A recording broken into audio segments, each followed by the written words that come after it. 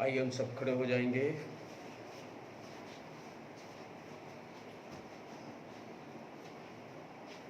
प्रार्थना में सरों को झुकाएं। हमारे महान अति महान करुणामय परमेश्वर, आपका बहुत धन्यवाद करते हुए प्रभु आपके चरणों में फिर से उपस्थित होने का अनुग्रह पाया है प्रभु हमने, इसके लिए आपका बहुत धन्यवाद करते हैं प्रभु।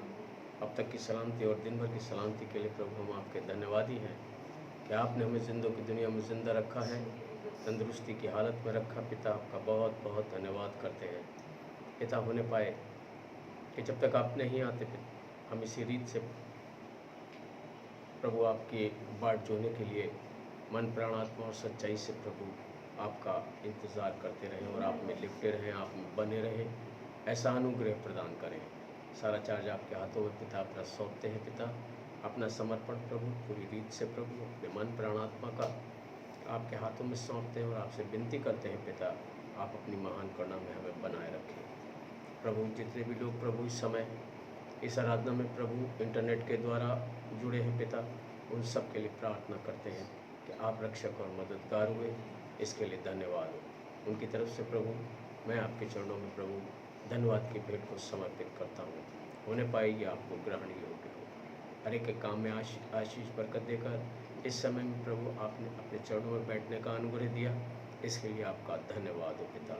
हर एक बच्चे को प्रभु जिन्होंने अपने क्लासेस को अटेंड किया प्रभु इंटरनेट के ज़रिए पिता ऑनलाइन पिता, उनके लिए आपका धन्यवाद करता हूँ। उन बच्चों को प्रभु आप अपनी समझ और बुद्धि से परिपूर्ण करके प्रभु अनुग्रह दें ताकि वो अपनी पढ़ाई को प्रभु ईमानदारी और भरदारी से समझ के साथ करने के लिए लायक हो। उनकी समझ को, उनकी स्मरण शक्ति को प्रभु आप खोलें और पिता उन्हें अनुग्रह दें कि वो आपके भवन में जब उपस्थित है पिता तो उन सब पर तेरी आशीष हो। हमें अपने लहू के बारे में और अपने आत्मा की अगुवाई में सुरक्षित करें। सारा चार्ज आपके हाथों में सौंपते हैं। हम जो भी आराधना करते हैं पिता और जो कुछ भी वचन से होता है वो प्रभु आपके द्वारा आप ही के नाम की महिमा के लिए हो। प्रभु यीशु मसीह के नाम में मांगते हैं, आमीन।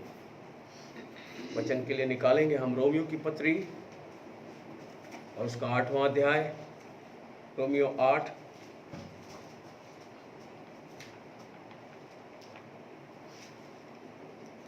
और उसके 28वें पद से अध्याय के आखिर तक। रोमियो 8 28 पद से 28 chapter 8 Romeo versus from 28 till 39। यहाँ इस प्रकार लिखा है, और हम जानते हैं कि जो लोग परमेश्वर से प्रेम रखते हैं उनके लिए सब बातें मिलकर भलाई ही को उत्पन्न करती हैं, अर्थात उन्हीं के लिए जो उसकी इच्छा के अनुसार बुलाए हुए हैं। आमीन। क्योंकि जिन्हें उसने पहले से जान लिया है उन्हें पहले से ठहराया भी है कि उसके पुत्र के स्वरूप में हो, ताकि वे बहुत भाइयों में पहलौठा ठहरे। फिर जिन्हें उसने पहले से ठहराया उन्हें बुलाया भी, और जिन्हें बुलाया उन्हें धर्मी भी ठहराया, और जिन्हें धर्मी ठहराया उन्हें महिमा भी दी है। आमीन। हम इन बातों के विषय में क्या कहें? यदि परमेश्वर हमारी ओर है तो हमारा विरोधी कौन हो सकता है? जिसने अपने निज पुत्र को भी ना रख छोड़ा परंतु उसे हम सब के लिए दे दिया, वह उसके साथ हमें और सब कुछ क्यों कर न देगा? परमेश्वर के चुने हुओं पर दोष कौन लगाएगा? परमेश्वर वह है जो उनको धर्मी ठहराने वाला है। फिर कौन है जो दंड की आज्ञा देगा? मसीह वह है जो मर गया वरन मुर्दों में से भी जी उठा और परमेश्वर की दाहिनी ओर है और हमारे लिए निवेदन भी करता है। आमीन। कौन हमको मसीह के प्रेम से अलग करेगा? क्या क्लेश या संकट या उपद्रव या अकाल या नंगाई या जोखिम या तलवार? जैसा लिखा है कि तेरे लिए हम दिन भर घात किए जाते हैं, हम बद होने वाली भेड़ों की नाई गिने गए हैं। परंतु इन सब बातों में हम उसके द्वारा जिसने हमसे प्रेम किया है जयवंत से भी बढ़कर हैं। क्योंकि मैं निश्चय जानता हूँ कि ना तो मृत्यु, न जीवन, न स्वर्गदूत, न प्रधानताएं, न वर्तमान, न भविष्य, न सामर्थ, न ऊंचाई, न गहराई और न कोई और सृष्टि हमें परमेश्वर के प्रेम से जो हमारे प्रभु मसीह यीशु में है अलग कर सकेगी। आमीन। Praise the Lord. प्रभु का धन्यवाद हो। आइए हम में से कोई एक जन प्रार्थना करेगा। स्वर्गीय अनुग्रहकारी पिता, आपका धन्यवाद हो सारी आशीषों बरकतों के लिए खुदावन। यस लॉर्ड फादर, मैं फिर से शुक्रगुजार हैं प्रभु कि आपने हम पर अपना अनुग्रह किया है। Thank you Lord. एक बार और फजल दिया कि आपकी हजूरी में आपकी उपस्थिति में आ सकें। आमीन। इसलिए बहुत बहुत धन्यवाद मेरे खुदावन। हमारी यही गुजारिश है प्रभु, आप हमें अपने वचन में आगे की ओर बढ़ा के ले चलें। आमीन। और खुदावन हमें आप तैयार करें, आमीन। उस भूमि को आप तैयार करें खुदावन, ताकि उस बीज को हम रिसीव करने वाले हों खुदावन। मेरे परमेश्वर, हमें अशुद्ध अवस्था में नहीं लेकिन हमें शुद्ध अवस्था में ग्रहण करें प्रभु।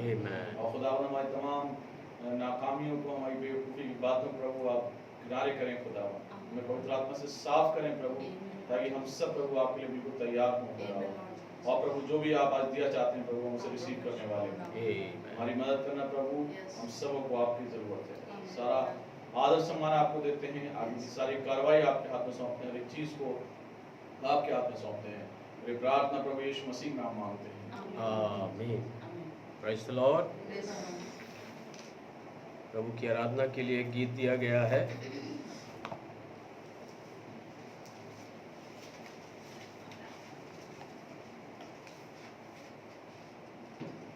यीशु का नाम मेरे प्राणों की रक्षा, मेमने का लहू मेरे घर की सुरक्षा। ये गीत मुझे ठीक तरह से नहीं आता है, लेकिन आप लोग मेरी अगुवाई करेंगे।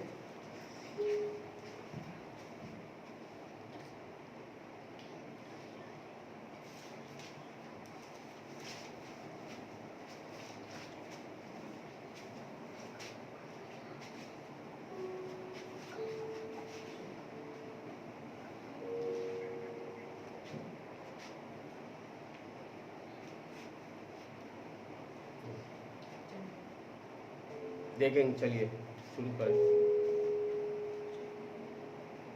यीशु का नाम मेरे प्राण की रक्षा, मेमने का लहू मेरे घर की सुरक्षा।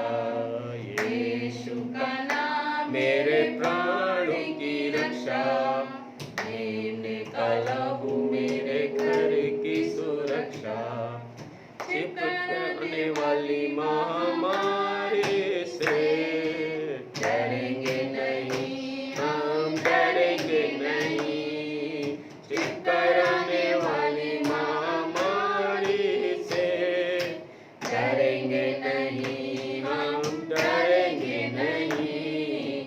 यीशु का नाम मेरे प्राण की रक्षा, मेमने का लहू मेरे घर की सुरक्षा। यीशु का नाम मेरे प्राण की रक्षा, मेमने का लहू मेरे घर की सुरक्षा। रोगों का भय और मृत्यु का डर, यीशु के नाम में हो अब दूर। रोगों का भय और मृत्यु का डर, यीशु के नाम में हो अब दूर। यीशु का नाम मेरे प्राण की रक्षा, मेमने का लहू मेरे घर की सुरक्षा। यीशु का नाम मेरे प्राण की रक्षा, मेमने का लहू मेरे घर की सुरक्षा। विपत्ति कोई हम पर ना पड़ेगी, डेरे के निकट दुख ना आएगा। विपत्ति कोई हम पर ना पड़ेगी, डेरे के निकट दुख ना आएगा। यीशु का नाम मेरे प्राण की रक्षा, मेमने का लहू मेरे घर की सुरक्षा। यीशु का नाम मेरे प्राण की रक्षा, मेमने का लहू मेरे घर की सुरक्षा। स्वर्ग की सेना हमें घेरे हुए हैं, स्वर्ग के पिता हमें थामे हुए हैं। स्वर्ग की सेना हमें घेरे हुए हैं, स्वर्ग के पिता हमें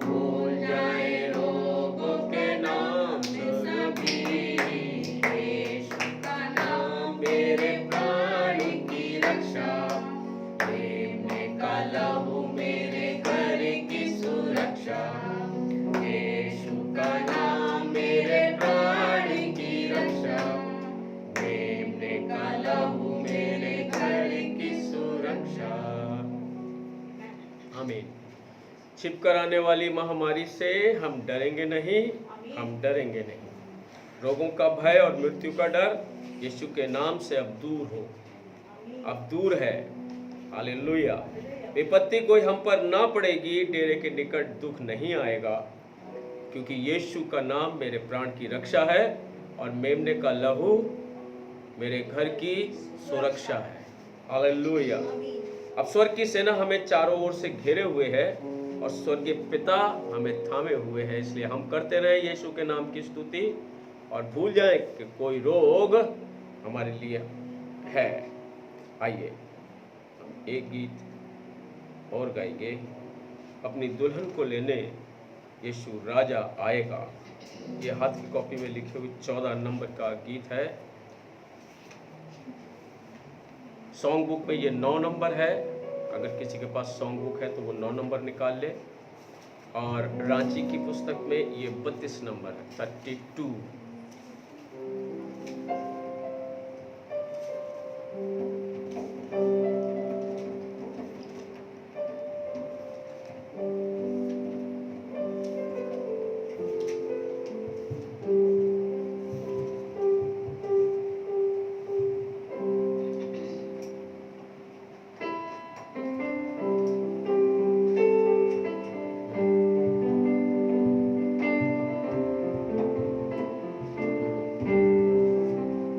पास रख लो।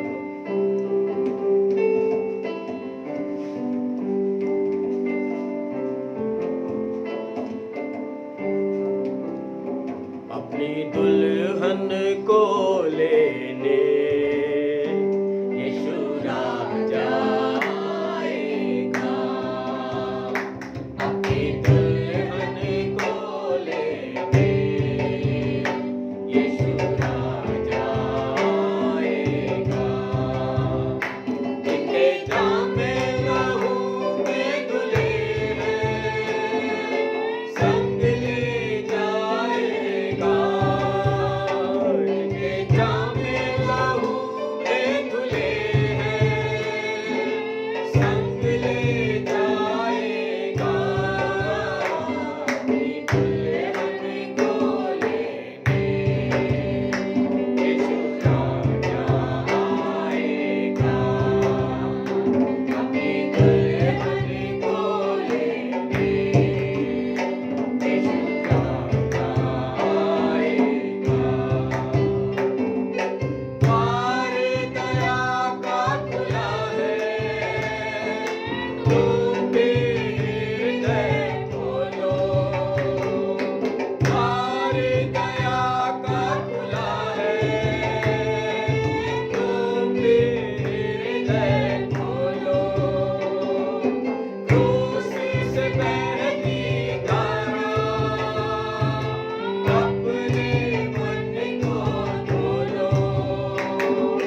क्रूस से बहती धारा अपने मन को धो लो। यीशु है बुलाता, जल्दी दाखिल हो लो। यीशु है बुलाता, जल्दी दाखिल हो लो। बंद होगा दरवाजा, फिर बचकाएगा। बंद होगा दरवाजा, फिर बचकाएगा। अपनी दुल्हन को लेने यीशु राजा आएगा। जिनके जामे लहू में धुले हैं, संग ले जाएगा। जिनके जामे लहू में धुले हैं, संग ले जाएगा। अपनी दुल्हन को लेने यीशु राजा आएगा। अपनी दुल्हन को लेने यीशु राजा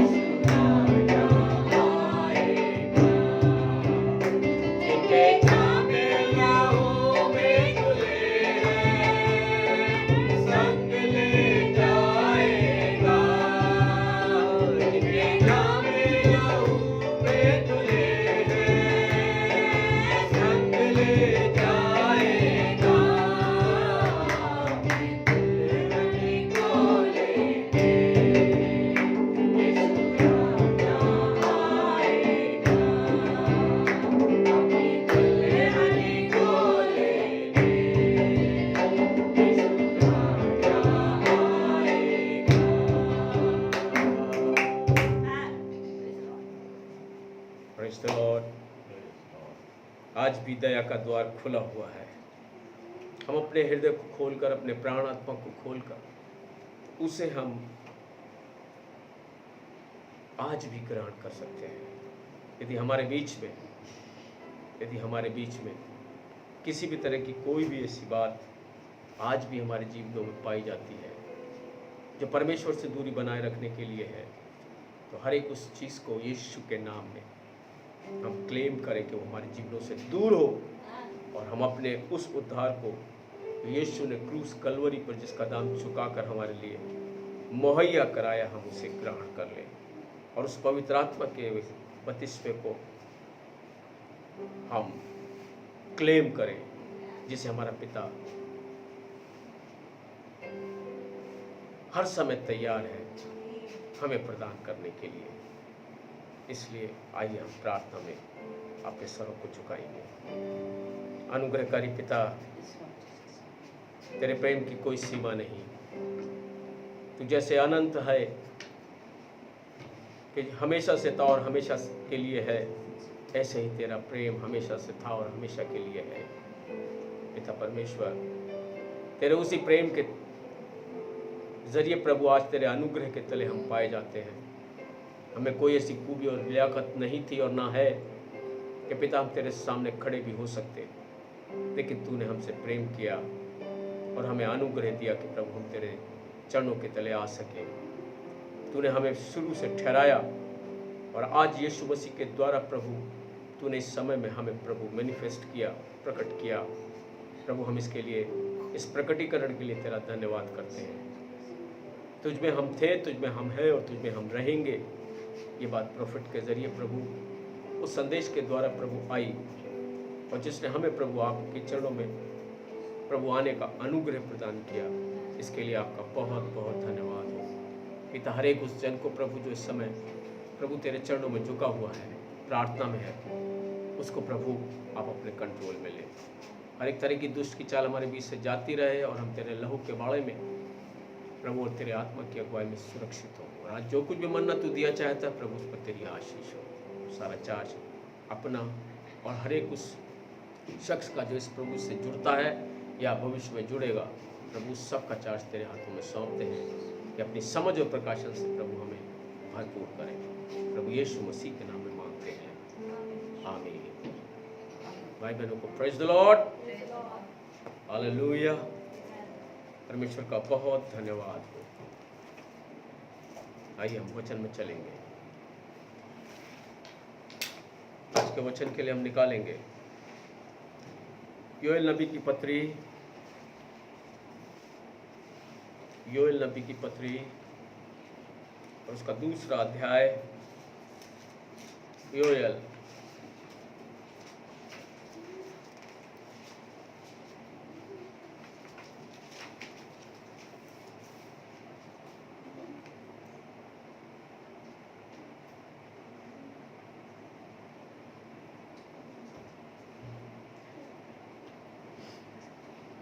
और उसके 28वां और 29वां पद।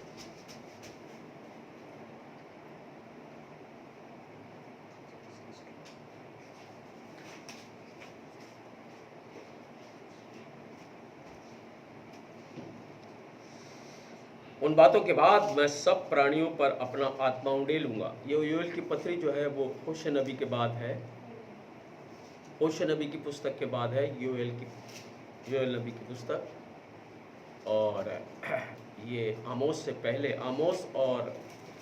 आमोस नबी और होशे नबी के बीच में ये पुस्तक है। 3 पेज हैं इसके,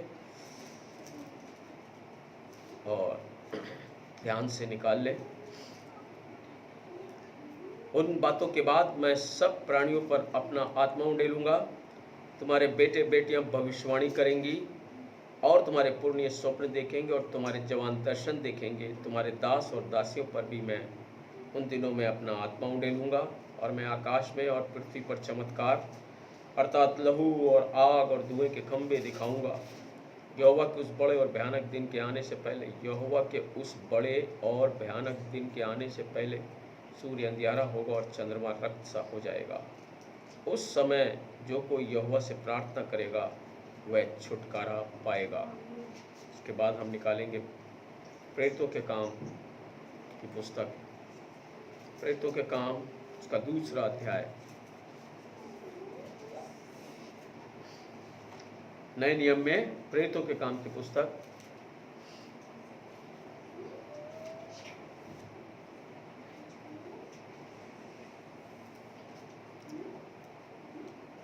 और उसके 15वें पद से आगे की ओर।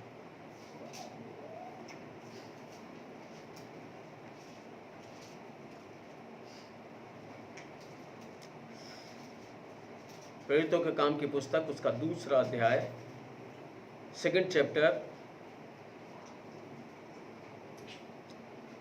The book of acts, 15th versus onwards. जैसा तुम समझ रहे हो वे नशे में नहीं, क्योंकि अभी तो पहर ही दिन चढ़ा है, परंतु ये वह बात है जो योएल भविष्यवक्ता के द्वारा कही गई है कि परमेश्वर कहता है कि अंत के दिनों में ऐसा होगा कि मैं अपना आत्मा सब मनुष्यों पर उंडेलूंगा, और तुम्हारे बेटे और बेटियां भविष्यवाणी करेंगी, और तुम्हारे जवान दर्शन देखेंगे, और तुम्हारे पुरनिये स्वप्न देखेंगे। वरन मैं अपने दासों और अपनी दासियों पर भी उन दिनों में अपने आत्मा में से उंडेलूंगा, और वे भविष्यवाणी करेंगे। और मैं ऊपर आकाश में अद्भुत काम और नीचे धरती पर चिन्ह अर्थात लहू और आग और धुएं का बादल दिखाऊंगा। प्रभु के महान और प्रसिद्ध दिन के आने से पहले सूर्य अंधियारा और चांद लहू हो जाएगा, और जो कोई प्रभु का नाम लेगा वही उद्धार पाएगा। आमीन। Praise the Lord. भाई बहनों को प्रेज़ द लॉर्ड। प्रभु के वचन के पढ़ सुने जाने पर आशीष हो। एक छोटी प्रार्थना करेंगे। अनुग्रहकारी पिता परमेश्वर, आपका धन्यवाद, आपने अपनी महान करुणा में होकर प्रभु हमें यह अनुग्रह प्रदान किया कि प्रभु हम आपके पास आ सकने के लायक हो सके। अनुग्रह दिया प्रभु के इस वचन के लिए। कितनी बड़ी प्रतिज्ञा आपने प्रभु हमारे लिए प्रभु इतने समय से लेकर आज तक पूरी की है। योएल भविष्यवक्ता से लेकर पितृकुस्त के दिन और पितृकुस्त के दिन से लेकर आज इस समय में प्रभु आपने हमारे लिए इन प्रतिज्ञाओं को प्रभु पूरा किया है। आपका हम धन्यवाद करते हैं पिता। अपनी महान करुणा में आपने हमें बनाए रखा है। एक बार फिर से प्रभु हमारे धन्यवाद की भेंट को आप स्वीकार करें। मैं अपना चार्ज आपके हाथों में सौंपता हूँ पिता। मुझ निकम्मे पर भी प्रभु आपकी दृष्टि हो। मेरी ज़ुबान को, मेरे गले को आप खोलें, ताकि पिता परमेश्वर से आपके नाम का की आराधना हो, आपके नाम का की जय जयकार हो पिता। आपका वचन प्रभु आगे की ओर आए, और जितने प्रभु शामिल हैं प्रभु इस संध्या की आराधना में प्रभु, वो सब आशीष पाए। हमारे चारों ओर अपने लहू का बड़ा बांधे। हर एक तरह की दुष्ट की चाल हमारे उद्धारकर्ता प्रभु यीशु मसीह के नाम में दूर हो, और हम आपके आत्मा की अगुवाई में सुरक्षित हों। प्रभु यीशु मसीह के नाम में मांगते हैं, आमीन। एक बार फिर से भाई बहनों को प्रेज़ द लॉर्ड। हम बैठ जाएंगे। आज के संदेश के लिए मेरे पास एक संदेश, मैं देख रहा था कि आज किस संदेश को हम प्रचारें। मेरे सामने एक पुराना संदेश आया, और इसका नया प्रिंट आया हुआ है, द जंक्शन ऑफ टाइम, समय का संगम। ये प्रॉफिट ने 15 जनवरी 1956 को प्रचार किया था जेफरसनविल इंडियाना में। और आप जाने कि किस तरह से उस समय सन 56 के अंदर प्रॉफिट से जो है वो प्रचार कर रहा है, और आज आप पाएंगे कि उसका वचन कल, आज और युगानुयुग एक सा है। आइए, सभा आरंभ होने से पहले यहाँ समर्पण की सभा जो है वो की जा रही थी। उसमें कुछ बातें हैं जो बहुत अच्छी हैं, मैं आपके साथ इसे शेयर करना चाहता हूँ। प्रॉफिट कहता है, अब आइए हम एक साथ मिलकर बच्चों को समर्पण करने वाले अपने नियमित गीत को गाएं। और वो गीत है, उन्हें अंदर ले आओ, उन्हें अंदर ले आओ, उन छोटे बच्चों को उन्हें अंदर ले आओ। Bring them in, bring them in. अब आप जानते हैं कि छोटे बच्चों के बारे में कोई असली मधुर बात होती है कोई असली सच्ची मिठास भरी बात होती है। वे तो बस भोले भाले मासूम नन्हे मुन्ने बच्चे हैं जो दुनिया की बातों के बारे में कुछ नहीं जानते। परमेश्वर ने ही इसे दिया है। घर में बच्चे के बारे में एक खास बात होती है, उससे घर आपस में एक साथ बंधा रहता है। बच्चे में घर को बांध कर रखने की खूबी होती है।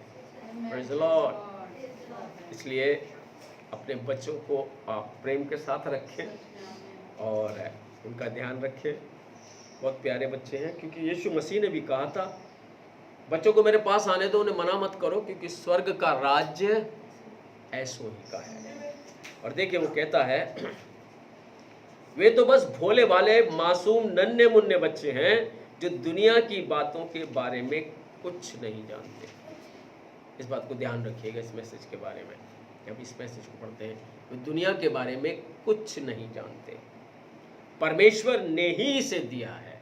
Hallelujah, praise the Lord. अब देखिए,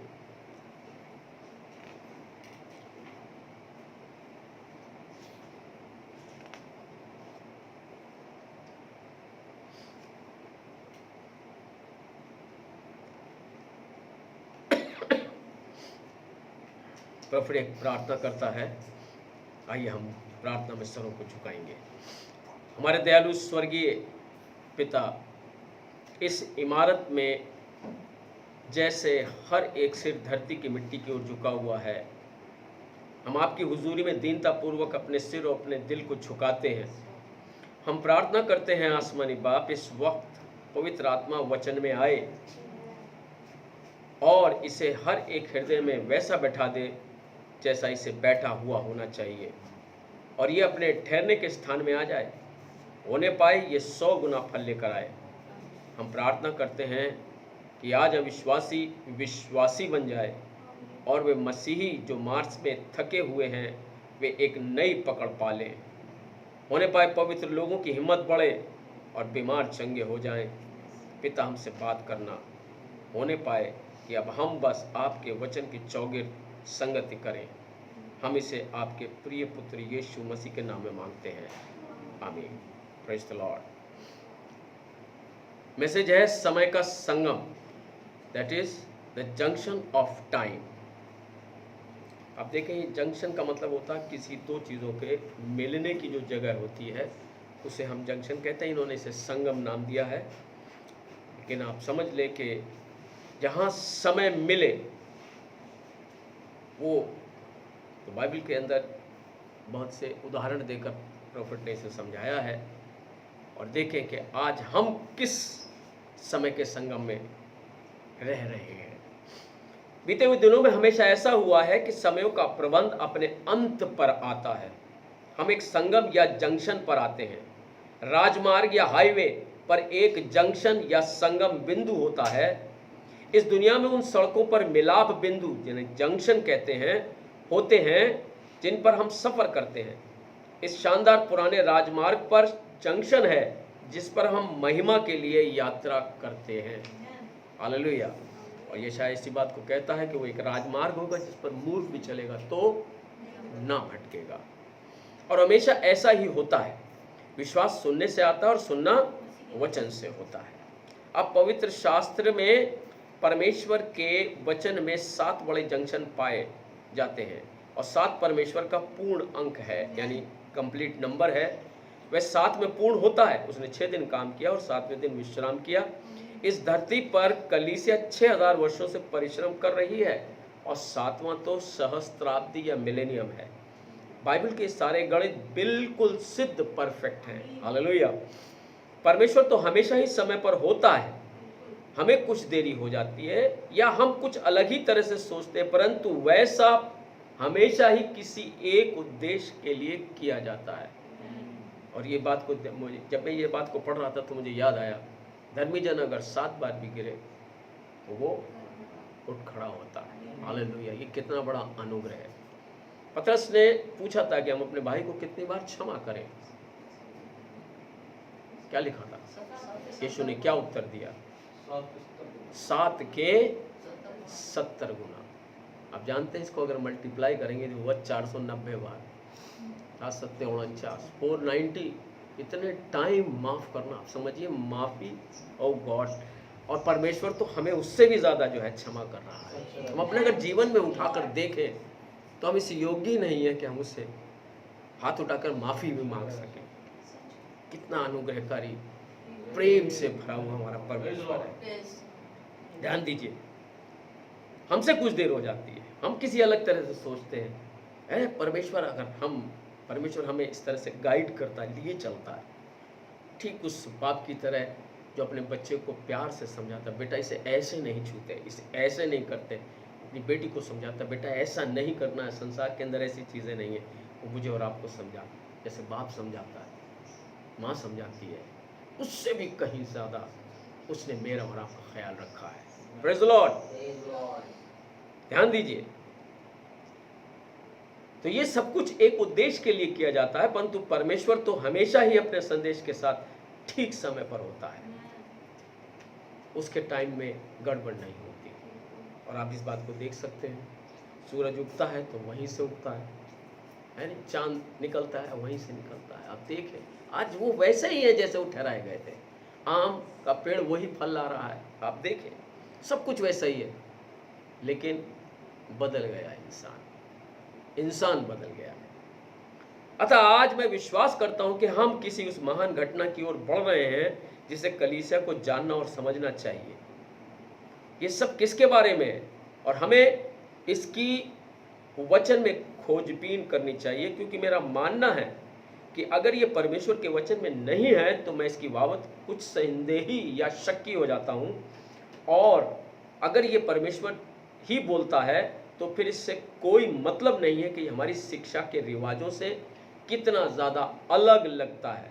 ये तो परमेश्वर ही होता है जो अपने वचन को साक्षात प्रकट कर रहा होता है, मैनिफेस्ट कर रहा होता है। बहुत सी बार ये हमारे सोचने के ढंग के विपरीत होता है, जैसा हम सोचते हैं, या उस रीति से अलग होता है जैसा हमें सोचने के लिए सिखाया गया है, जहाँ से हमारी ट्रेनिंग करी गई है, बचपन से जिस चीज़ को सिखाया गया। हो सकता है कि परमेश्वर का उस समय का समय जिसमें कि हम आगे की ओर आएंगे या हमारे लिए आगे की ओर होगा, वो उससे बहुत भिन्न हो, जो हमारे रीति रिवाजों से जो है वो क्या है, अलग हो। परंतु हमें परमेश्वर की सर्व सामर्थ्य को पहचानना है। जब इसे कार्य स्वरूप हमारे सामने रखा जाता है, जब हमारे सामने ये बात आती है तो हम इसे मानते हैं। इस बात को गौर से देख लीजिए। एक प्रेजेंट टेंस का यानी वर्तमान का उदाहरण है।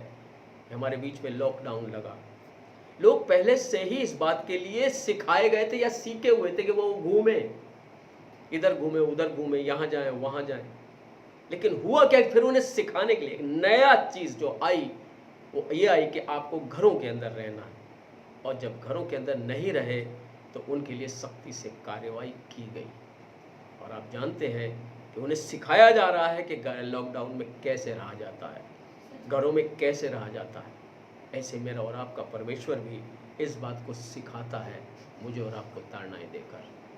जिन जिन से वो प्रीति रखता है उन्हें उलाहना और ताड़ना देता है। समझ रहे हैं बात को? अब आइए हम अपने दिमाग को पिछले समय में ले चलें और पिछले कुछ वर्षों में घटित हो रही बातों का अध्ययन करें। मैं विश्वास करता हूं कि हम प्रभु यीशु के दूसरे आगमन के अति निकट रह रहे हैं, जबकि उसका दूसरा आगमन होता है। पहली बार वह बालक के जैसे आया, लेकिन इस बार वह महिमा के राजा के रूप में उन सब से पलटा लेने के लिए आ रहा है जिन्होंने परमेश्वर के वचन का पालन नहीं किया है। हम विश्वास करते हैं कि जो ये सब बड़ी उथल पुथल हो रही है जिसमें हम आज रह रहे हैं, हम हर एक क्षेत्र में दृष्टि डालकर देखते हैं, समाचार पत्र देखते हैं और बस खामोश खड़े रह जाते हैं। हम इस बेचैनी और व्यग्रता के युग में अपने हर दिन हड़बड़ी में रहते हैं। हम तथ्यों से रूबरू होते रहते हैं और हमें विश्वास है कि बस कुछ ना कुछ होने वाला है इन सारे चिन्हों को देखकर। और यही चीज़ जो थी यहूदियों ने भी यीशु से पूछी थी। इस बात को देखें, उन्होंने कहा था तुम्हें समय और कालों के लिए जानने के लिए जो है वो अकल है कि जब तुम ऐसा ऐसा देखते हो कि गर्मी आएगी, ऐसा ऐसा देखते हो कि जाड़ा आएगा, तो आकाश के चिन्ह देखकर प्रकृति के चिन्ह देखकर तुम समझ जाते हो कि क्या होने वाला है। तो हे मूर्खो, यूना नबी के दृष्टांत को छोड़कर और कुछ तुम्हें दिया नहीं गया है। समझे, उस वक्त यीशु ने इस बात के लिए कहा था। वो भी वही कर रहे थे जो उन्हें सिखाया गया था। उसी वक्त वो भी उसी तरह से डील कर रहे थे यीशु को, जैसा उन्हें पहले सिखाया गया था। लेकिन देखिए, परमेश्वर ने तब तक कभी भी किसी भी समय में कुछ चमत्कार नहीं किया या कुछ विशेष घटना नहीं की, जब तक कभी भी कुछ घटित नहीं हुआ, जब तक कि परमेश्वर ने उसकी अपने वचन में पहले से तस्वीर ना दिखाई हो या पहले से ना समझाया हो। उसे तो प्रकट किया जाता है ताकि जो लोग उसमें चलने में नाकाम होते हैं, उन्हें परमेश्वर के सामने खड़ा होना होगा, बिना किसी बहाने के खड़ा होना होगा, क्योंकि परमेश्वर ने तो इसे बहुत ही ज़्यादा स्पष्ट व आसान बनाया होता है। ध्यान दें, अगर कोई इंसान इसके बारे में पर्याप्त फिक्रमंद है तो वह इसे पालेगा। अब प्रोफेट एक एग्जाम्पल देता है, आप उस जूस या सूप को उसका सेवन नहीं करेंगे जिसमें मक्खी गिरी हुई हो। जी नहीं श्रीमान, आप ऐसा नहीं करेंगे। आप उस भोजन को खाने से डरेंगे जो विषाक्त हो चुका है, क्योंकि आप जानते हैं कि उससे आपके पेट में जानलेवा जहर हो जाएगा और वह आपको थोड़ी देर ही में जान से मार देगा। ये तो कहते हैं कि जान देखते हुए मक्खी नहीं निगली जाती। अब आप इस शरीर के बारे में इतना ज़्यादा ध्यान रखते हैं, परंतु उस प्राण के बारे में क्या है जिसे आप दुनिया की बातों और क्रियाकलापों पर पोषित होने देते हैं। जस्ट लुक एट, यानी वो चीज़ें जो गंदगी कर रही हैं उन्हें अपने प्राणों में होने देते हैं। वे विषाक्त हैं, विष से भरी हुई हैं। उससे तो सिर्फ एक ही काम हो सकता है और वह है आपका विनाश। इससे कोई मतलब नहीं है कि आप इस शरीर की कितनी ज़्यादा देखभाल करते हैं, इसे कितना ही उत्तम व बढ़िया भोजन खिलाते हैं या इसे कैसे जिंदा रखा जाता है। इसे तो भूमि की खाक में मिल जाना है, परंतु वह प्राण कहीं पर युगानुयुग रहेगा। और मैं तो उस विषाक्त सूप को पीना पसंद करूंगा, बजाय इसके कि मैं अपने प्राण को किसी भी समय दुनिया की बातों और कामों के द्वारा नाश कर दूं। ध्यान रखिए, जंक्शन, इससे पहले कि ये बड़े समय संगम आए या समाप्ति का समय आए जहाँ से परमेश्वर किसी नए कार्य को शुरू करता है, पुराने समय से नए समय पर, समय के एक प्रबंध से दूसरे प्रबंध पर, परमेश्वर हमेशा ही ऐसा करता है कि वह अपनी सामर्थ्य को प्रकट करके दिखाता है। जब कभी भी ऐसा हुआ है, पीछे बाइबल में अगर उठाकर देखेंगे, हम देखेंगे अभी उसे देखेंगे, जब कभी भी ऐसा हुआ, एक टाइम जोन पलटा, एक समय अंतराल अगर पलटा है, एक जाने वाला है और दूसरा कोई नया आने वाला है, वहाँ पर परमेश्वर की सामर्थ्य प्रकट हुई है। सभी युगों के दौरान में इंसान तो हमेशा बिगाड़ करता रहा, अलग हटकर शिक्षा देता रहा, अलग हटकर समझाता रहा और असली जीवते परमेश्वर से दूर भटक कर जाता रहा। परंतु समय संगम से ठीक पहले वह समय के एक नए प्रबंध में प्रवेश कराता है। वह दृश्य पर परमेश्वर दृश्य पर बड़े बड़े चमत्कारिक चिन्हों और आश्चर्य कर्मों सहित दिखाई देता है। उसने हमेशा से ही ऐसा किया है। अब आप जगत के प्रथम विनाश पर, पहले समय संगम पर अगर दृष्टि डालें, तब जगत का निर्माण हो गया तो परमेश्वर ने मनुष्य को धरती पर रखा और बाइबल बताती है कि वे नगर बसाने लगे। जगत में भवन निर्माण के बड़े बड़े कार्यक्रम होने लगे। आज आप इस पर निगाह डालें, मैं बात कर रहा हूं उस समय की, ध्यान से देख, आप इस पर निगाह डालें। यीशु ने साफ तौर पर कहा था, जैसा नूह के दिनों में हुआ था वैसा ही मनुष्य के पुत्र के आने पर होगा। बिल्कुल ठीक वैसा ही काम। ध्यान दें, उन्होंने धातुओं अर्थात लोहे तांबे का इस्तेमाल करने का तरीका ढूंढ निकाला जल प्रलय से ठीक पहले। अब आप इस दिन पर नजर डालें जिसमें कि हम रह रहे हैं कि कैसे मकानों का बनाया जाना होता है।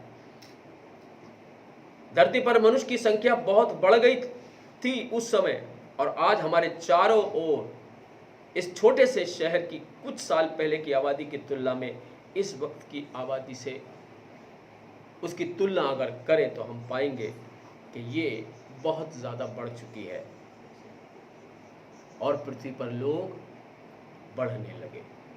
याद आता है वो वचन जब परमेश्वर ने नीचे निगाह डाल कर देखी थी, ओ सब जगह भवन निर्माण की योजना चल रही है, मकानों का बनाया जाना हो रहा है और ये कई गुना बढ़ते चले जा रहे हैं। और जब ये कई गुना बढ़ते चले जाते हैं तो पाप और दुष्टता भी बढ़ती चली जाती है। ये वह एक महान चिन्ह है कि हम मार्ग के अंत पर हैं। ये उन बड़े चिन्हों में से एक है और हम इसे जानते हैं। लेकिन क्या है कि इसको प्रॉफिट ने इन चीज़ों को हम जानते हैं, इनके बारे में जो है पहले हमें शिक्षा दी जा चुकी है।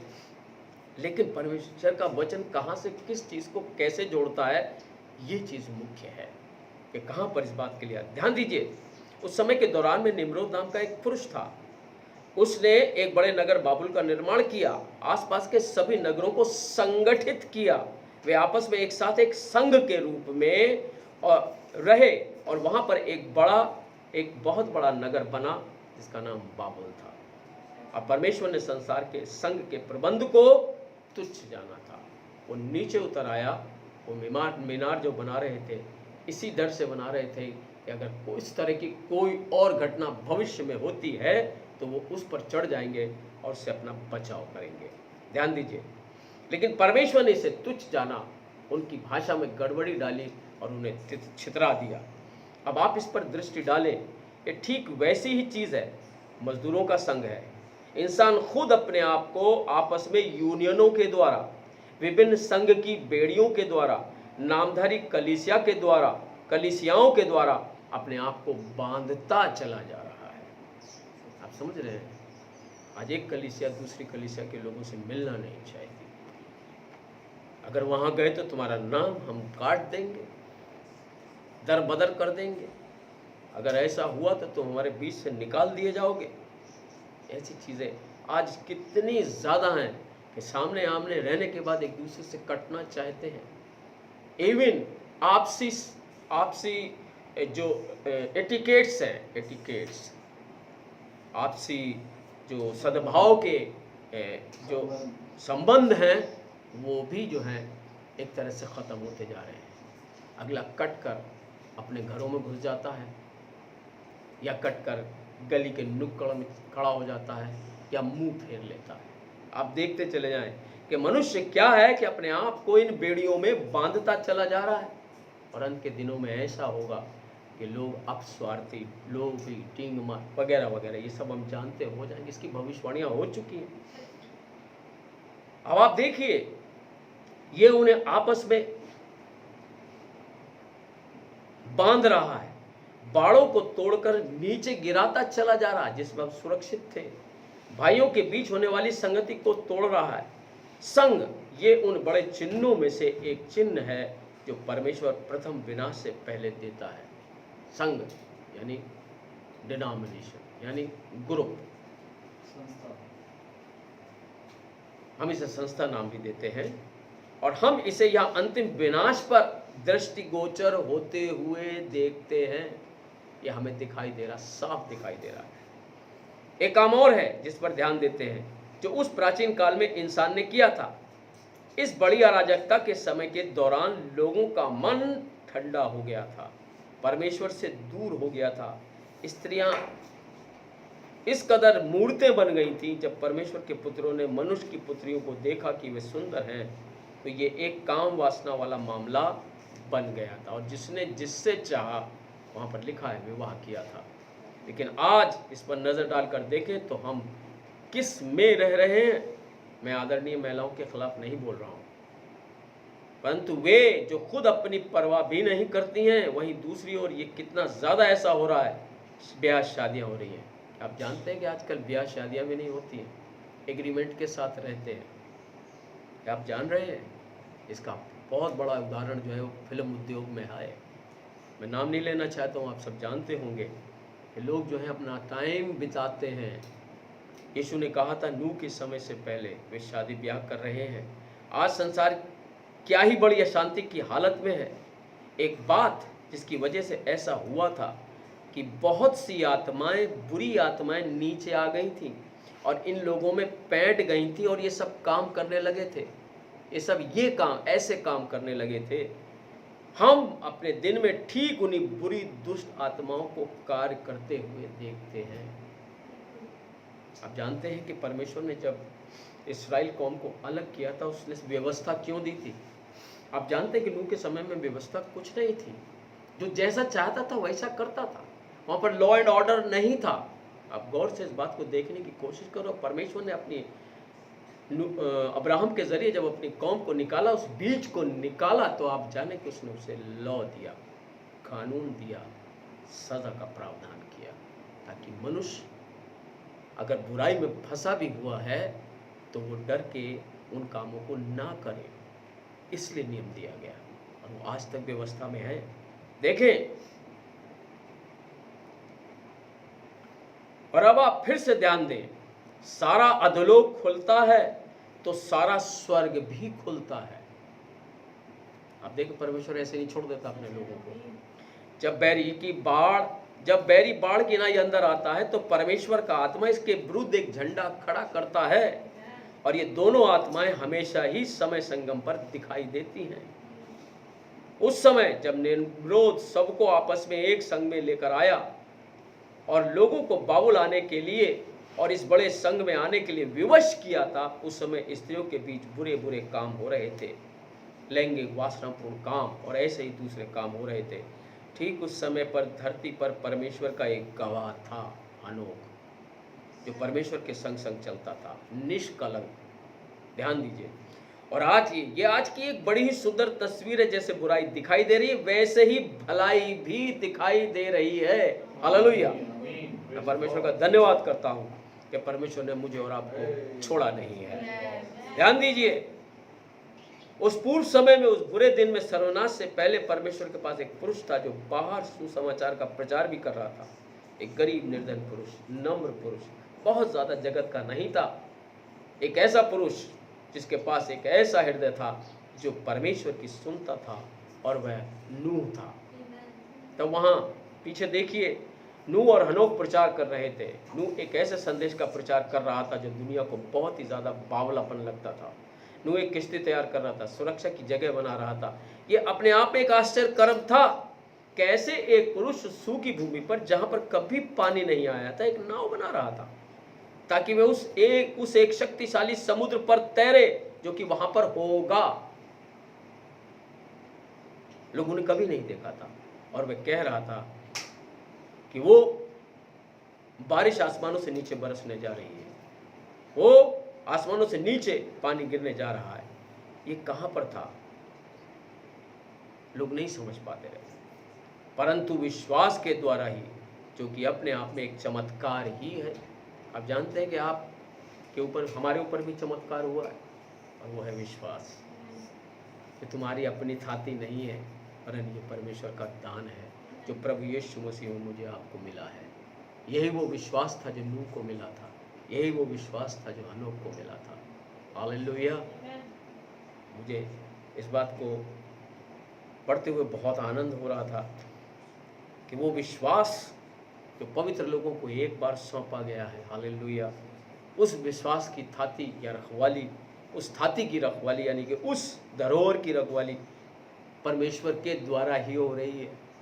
आप देखें, बहुत से ऐसे हुए जो इस विश्वास से भटक कर चले गए, परंतु विश्वास के ही द्वारा, जो कि अपने में एक चमत्कार ही है, नूह ने परमेश्वर से चेतावनी पाकर एक नाव तैयार की थी। हालेलुया। ये विश्वास ही है जिसके द्वारा चेतावनी पाकर आज जो है सातवें दूत ने जो है वो एक नाव तैयार की है। क्या आप देखते हैं, इससे कोई मतलब नहीं है कि लोगों को कितना मूर्खतापूर्ण लगता है। आज यही कहते हैं लोग, ये कहते हैं कैसे लोग हैं, क्रिसमस नहीं मनाते। अरे इनकी स्त्रियां कैसी हैं, मेकअप नहीं, बाल नहीं, सफ़ेद वैसे काले। ये भाई लोग कैसे हैं, ढीले ढीले कपड़ों को। अरे ये कैसे जो हैं, ये जीन्स नहीं पहनते, अरे ये ऐसा नहीं करते, अरे ये नहीं करते। अरे कितना मूर्खतापूर्ण लगता है, कितना सनक भरा हुआ लगता है। एक पुरुष को हथौड़े से चोट मारते हुए देखना जब वो कीले ठोक रहा था, ये अपने आप में एक आश्चर्य ही तो था। ये कुछ ऐसा था जो सन की झक्की सा लगता था कि रात में दिन में जब भी समय मिल रहा है वो हथौड़े चला रहा है। आज भी ऐसे लगता है, अजीब सन की है। दिन देखते हैं ना रात देखते हैं, कभी 3 बजे उठ जाते हैं, कभी रात में 12 बजे तक सोते हैं, कभी सोते ही नहीं है, कभी दिन में 10 बजे तक 12 बजे तक सोते रहते हैं। कैसे सनकी और झक्की लोग हैं, इनका तो कुछ पता ही नहीं चलता। आप ज़रा गौर से देखिए। और जब मनुष्य को प्रभु यीशु मसीह के सुसमाचार की चेतावनी दी जा रही है और पवित्र आत्मा के बपतिस्मे का प्रचार किया गया है, लोगों को आने वाले न्यायों के लिए या उसके बचाव के लिए तैयार किया गया है, परंतु आधुनिक कलीसिया हंस रही है, मजाक उड़ा रही है, कह रही है ऐसा कुछ भी नहीं है, आश्चर्य कर्मों के दिन तो गुजर चुके हैं। यह समय के संगम पर एक आश्चर्य कर्म है, एक निशान है। ध्यान देखें, नूह न केवल काम में लगा हुआ था वरन एक आश्चर्य कर्म करके भी दिखा रहा था। वो दिखा रहा था कि वो एक नाव बना रहा है, वह भी एक आश्चर्य कर्म की बाट जो रहा था, पानी। अब आप सोचिए, नूह ने भी नहीं देखा था कि पानी कैसे बरसता है, पानी इतना बरसेगा कि दूर है सब डूब जाएगा। इमेजिन कीजिए, अपने आप को उस नूह की जगह पर रख कर देखिए। हालांकि वो परमेश्वर की आवाज़ थी, उसने उसे पहचाना था, विश्वास के द्वारा उसने उसी तरह से वो नाव बनाने में लगातार जुटा हुआ था, लेकिन हर बार उसके अंदर जो है वो यही विचित्रता आती होगी, पानी कैसा होगा, कैसे पानी ऊपर से गिरेगा, कहाँ से आएगा, क्या प्रबंध होगा, कैसी चीज़ होगी, क्या नहीं होगी। आप खुद सोच कर देखें। क्या कभी आपने सोचा है कि सदोम और अमोरा में जब आग से ऊपर से आग गिरी थी, गंधक और आग, और आज भी वहाँ गंधक के जो है वो टुकड़े पाए जाते हैं, यानी ब्रिमस्टोन बोलते हैं उसे, ब्रिमस्टोन। वो ब्रिमस्टोन जो है प्योर सल्फर होती है, और उसे अगर आप जला देना तो वो जल कर पिघल कर काली बिल्कुल ऐसे जो है वो हवा में ऐसे ही जलने लगती है, प्योर गंधक ब्रिमस्टोन। आप सोचें, जब ऊपर से नीचे की तरफ आई होगी जलती हुई अंगारे, तो हवा के झोंकों से उसके अंदर आग लगी। गौर से समझिए, कभी सदोम और अमोरा में लोगों ने इस बात को समझा नहीं होगा, इसीलिए जो था लूत को मना किया गया था, पीछे मुड़कर मत देखना, कि तुम उस चीज़ को समझ नहीं पाओगे। और यही चीज़ है, ज़रा सोच कर देखिए, जब आप बिना किसी यंत्र के, कभी आपने सोचा है कि रैप्चर के अंदर एक किस तरह से ऊपर जाया जाएगा? एक आश्चर्य कर्म होने वाला है, एक महान जो कभी संसार में नहीं हुआ। सोच कर देखिए, जब आप धीरे धीरे हवा में ऊपर उठने लगेंगे, यू कैन इमेजिन, आप उस इमेजिनेशन में जाकर देखिए तो आपको पता लगेगा क्या आश्चर्य कर्म होगा। पलक झपकते बदल जाएंगे। ये बदलना क्या है, कभी आपने इसके बारे में सोचा है? एक आश्चर्य। नूह भी यही सोच रहा था, हनोक भी यही सोच रहा था, कैसे एक एक कदम बढ़ा हनोक का, वो ज़मीन पर नहीं, वो हवा में चल रहा था। जस्ट लुक एट, इमेजिन कीजिए कि हवा में कैसे चला जाएगा। उस आश्चर्य कर्म को तो देखिए, लेकिन वो सच्चा परमेश्वर है, आश्चर्य कर्म करने वाला परमेश्वर है। जहाँ कुछ नहीं होता वहाँ से वो सब कुछ बटोर लेता है। ध्यान दीजिए, उन बस्तियों में से, आज शाहजहाँपुर की उन जगहों में से परमेश्वर ने उन्हें बटोर लिया। Hallelujah, praise the Lord. ये परमेश्वर का आश्चर्य कर्म नहीं तो क्या है कि आज वो लोग उस, मुझे कहना चाहिए, उस आश्चर्य कर्म के लिए जो है वो बुला लिए गए कि उनके चेहरे बदल गए, उनकी सोच बदल गई, उनका ज्ञान बदल गया और उनके रीति रिवाज बदल गए। कि परमेश्वर का आश्चर्य कर्म नहीं तो क्या है। वो गंदे लोग जो लड़ाइयों में थे, हैं, जो गालियों में थे, जो शराबों में थे, जो भंग के नशों में थे, जो दुनियादारी में थे, वो सारे के सारे आज बोले ये आश्चर्य कर्म नहीं है तो क्या है। लोग मजाक बनाते हैं आज, अरे हमने देखा विश्वासियों को, ये समय के संगम पर एक आश्चर्य कर्म है, एक निशान है। हालेलुया। हर एक विश्वासी क्या है, इस समय पर एक आश्चर्य कर्म है। एक विश्वासी जिसे लोग देखते हैं, एक आश्चर्य कर्म है। आप गौर से देखिए, नूह न केवल काम में लगा हुआ था वरन एक आश्चर्य करके भी दिखा रहा था। और आज जबकि कलीसिया सुसमाचार प्रचार करने के काम के अंतर्गत, जिसमें चिन्ह और चमत्कार, आश्चर्य कर्म और मेहनत हो रहे हैं और वो मेहनत मशक्कत कर रही है, तो वे भी एक आश्चर्य कर्म के लिए तैयार हो रहे हैं, जो कि कलीसिया का स्वर्गारोहण और घर वापस लौटना है। लोगों को तैयार किया जा रहा है, उन पर से संसार की बातों और क्रियाकलापों का बोझ उतारा जा रहा है, उनके प्राणों को परमेश्वर की उपस्थिति में मौजूद रखा जा रहा है, ताकि जब यीशु दूसरी बार महिमा में दिखाई देता है तो जो तैयार हैं वो स्वर्गारोहण में चले जाएं, हालेलुया, ताकि उससे हवा में मिले और उसके साथ रहे।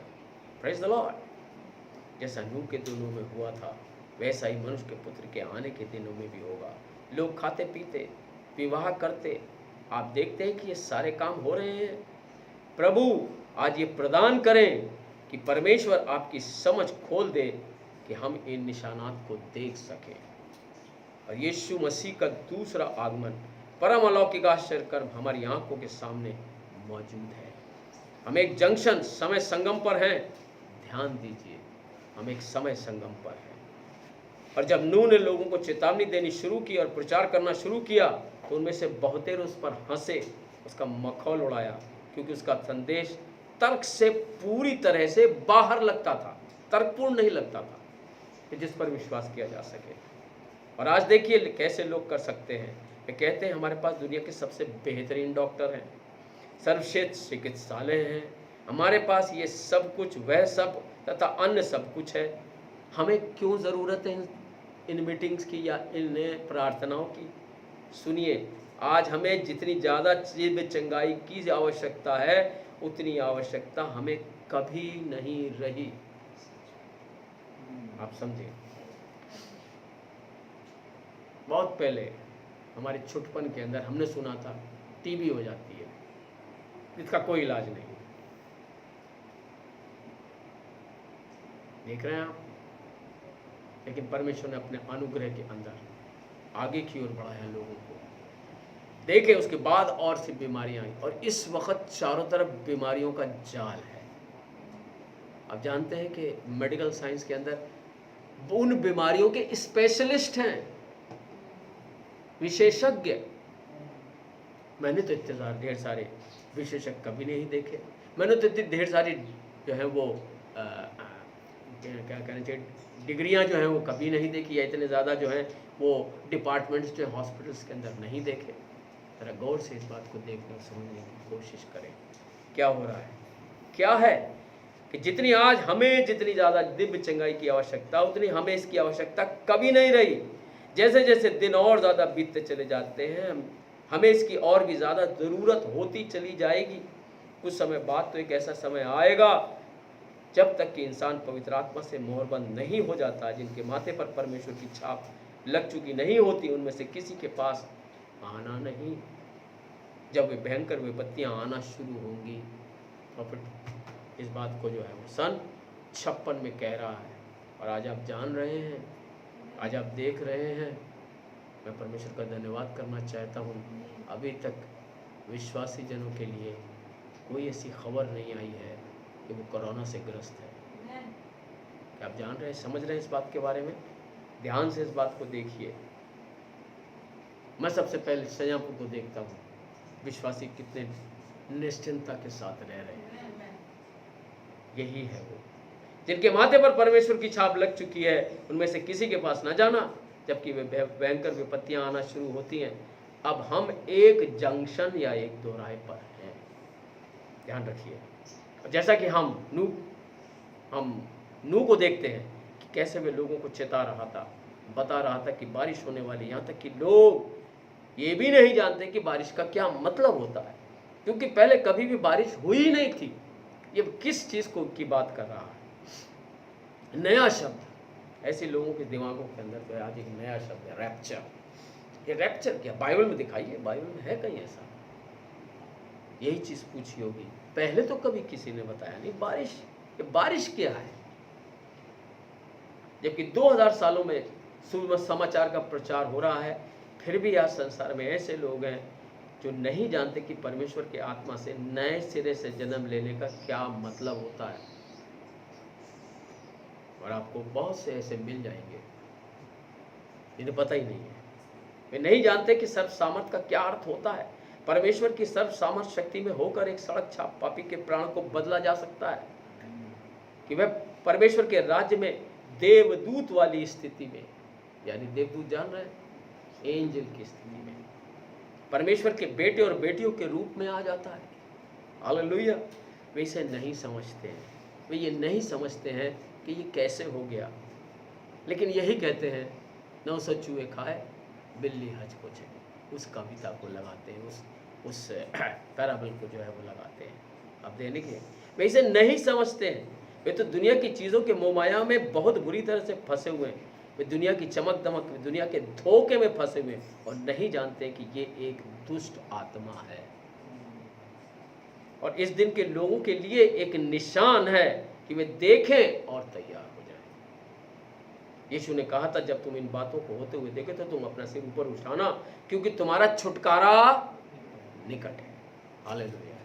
मैं परमेश्वर का धन्यवाद करता हूँ कि उसने मुझे अनुग्रह दिया कि मैं उस छुटकारे के और निकट हो गया। केवल यही नहीं, परमेश्वर ने हनोक के द्वारा भी चिन्ह दिखाए, परमेश्वर ने नूह के द्वारा चिन्ह दिखाए। संसार में इसकी हंसी उड़ाई गई, परंतु एक दिन गर्जनाएं होने लगी और बिजली चमकने लगी। ध्यान से देखिए, बिजली और गर्जनाएं धाड़ने लगी और खुद अपने में एक आश्चर्य कर्म था। ध्यान से देखिए, बारिश होने लगी, बरसने लगी, परंतु वहां पर एक महान आश्चर्य कर्म था कि परमेश्वर ने अपने विश्वासी बच्चों को नाव की सुरक्षा में किस प्रकार छिपाया हुआ था। हालेलुया। जब सारे समय गर्जनाएं हो रही थी, पानी बरस रहा था, तब नूह परमेश्वर के साथ नाव में विश्राम कर रहा था। Praise the Lord. आज चारों तरफ हाहाकार मचा हुआ, लोग डरे हुए हैं। विश्वासी कैसे परमेश्वर के साथ, परमेश्वर के वचन की छाया में, परमेश्वर के आत्मा की छाया में किस तरह से विश्राम कर रहे हैं। वो तो पहले से ही ठहराया गया था, निर्धारित किया गया था कि उस किश्ती के अंदर वो चला जाए, उस किश्ती के अंदर वो चले फिरे। नूह तो सुरक्षा में विश्राम कर रहा था, वह जिसका मखौल उड़ाया गया था विश्राम में प्रवेश कर गया था। Praise the Lord. और आज वे आप पर हंसते हैं और आपका माहौल उड़ाते हैं, क्योंकि प्रभु यीशु के लिए एक पूर्ण समर्पित जीवन जीने की आप अभिलाषा रखते हैं। उन्हें इसका आभास नहीं होता कि आप तो उसी की युगायुग बाहों में सिमटे हुए हैं। उन्हें इस बात का एहसास नहीं है कि हम उसकी युगानुयोगी बाहों में सिमटे हुए हैं, छिपे हुए हैं।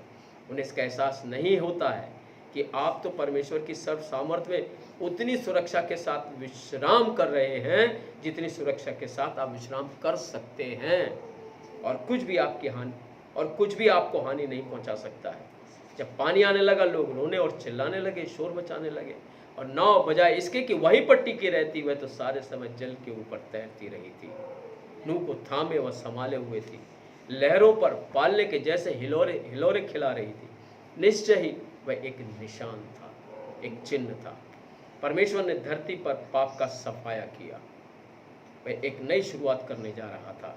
इससे पहले कि वैसा करता, चिन्ह और आश्चर्य कर्म दिखाई देने लगे थे।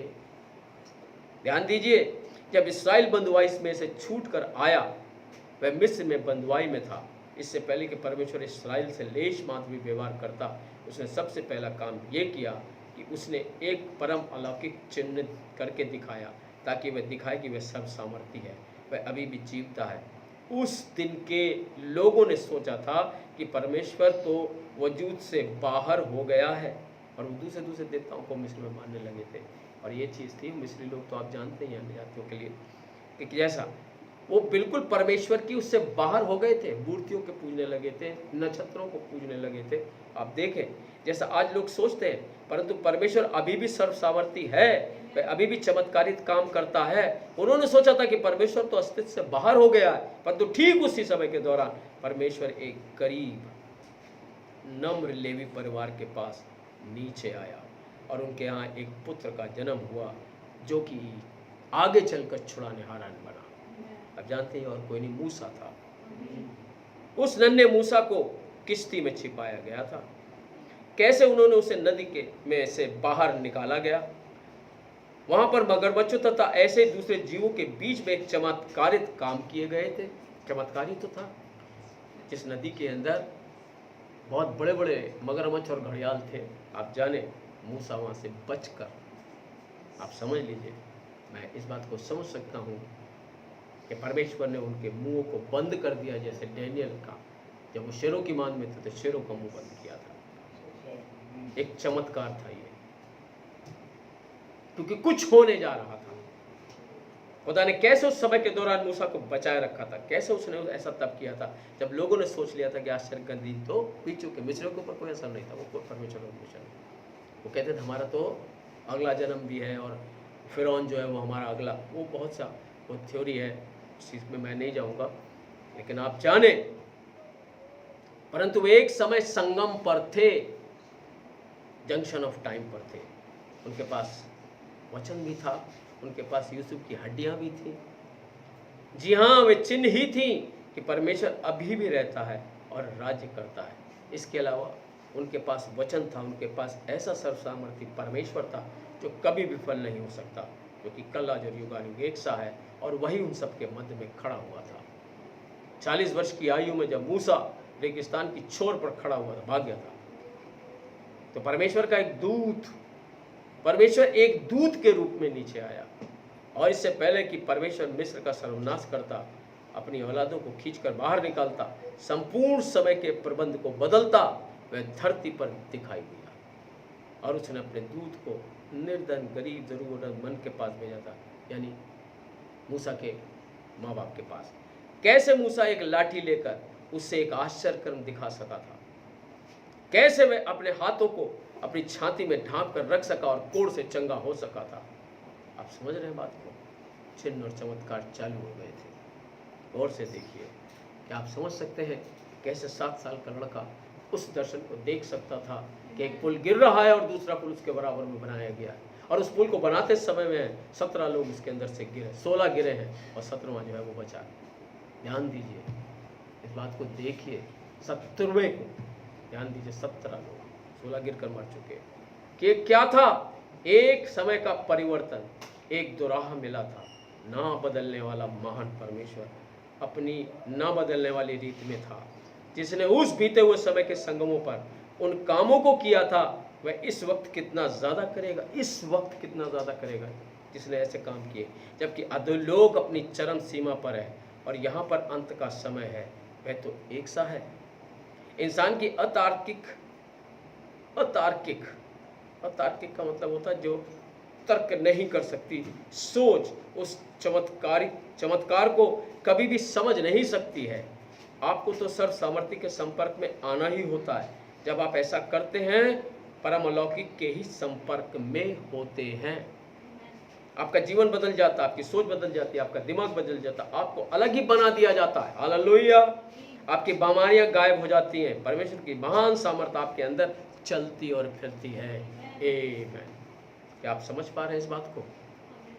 मैं इस बात को समझ पाता हूँ, कैसे सिस्टर हैनकॉक के अंदर, कैसे सिस्टर सिंह के अंदर परमेश्वर की सामर्थ चल फिर रही है। क्या आपने नोट किया है इस बात के बारे में?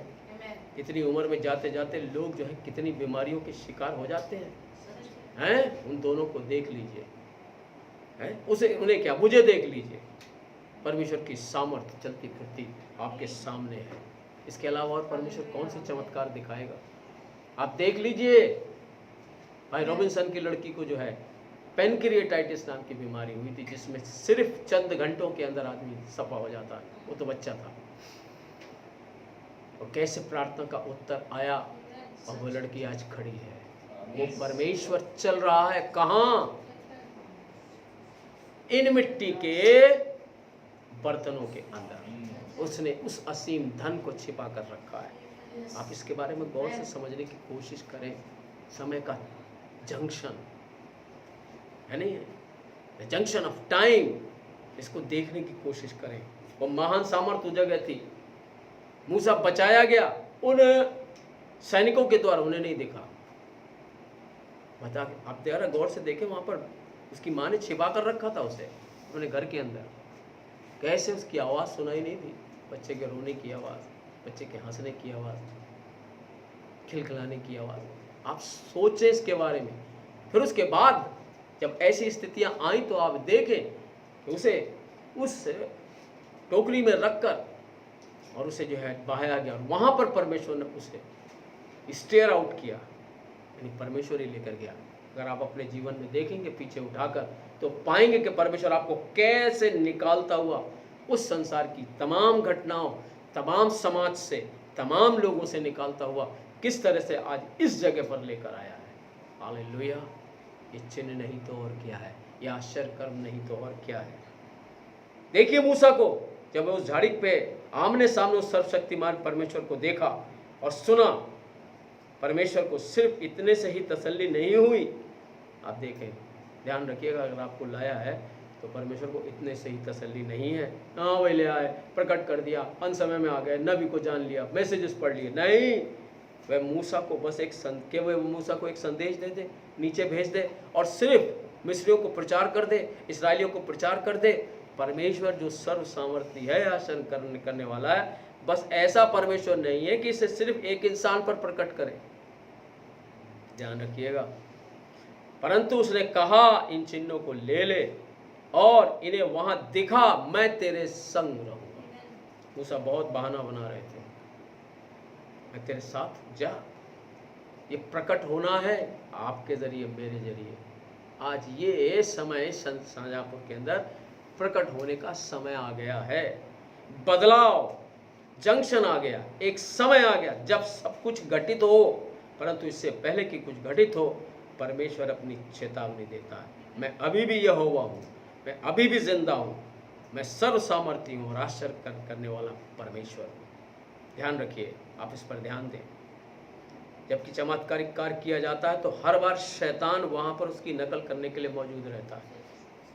क्या आप जानते हैं कि प्रॉफिट का फर्स्ट पुल जब आउट किया गया, जब सेकंड पुल आउट किया गया था नबी के जरिए, जबकि उसे मना किया गया था, और आज आप जानते हैं कि सारा कुछ हो रहा है।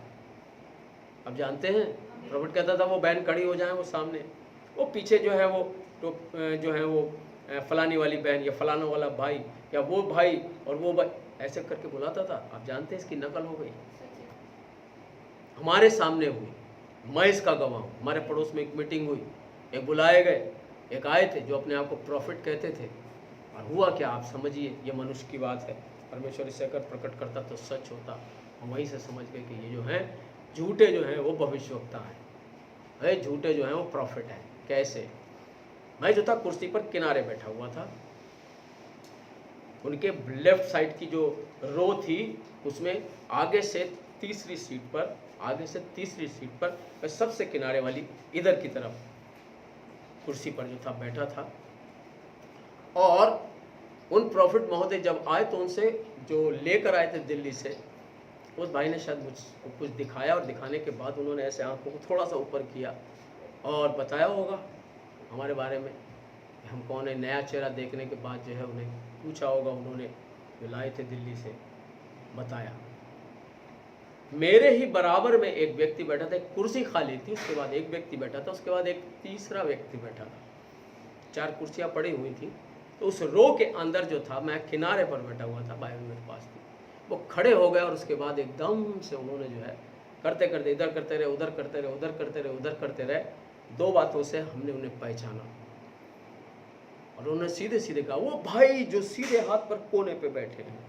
अब वो कोना कौन सा समझे थे, हम तो इधर वाले कोने पर थे, वो समझे वो वाला कोना। उन्होंने कहा, भाई आपके लिए जो है परमेश्वर मुझे बता रहा है कि आपका काम जो है वो कलकत्ता के अंदर होगा, आप कलकत्ता जाएं और वहाँ पर आप सक्सेसफुल होंगे। तो मेरा नाम रोबिन सेन बताया गया होगा।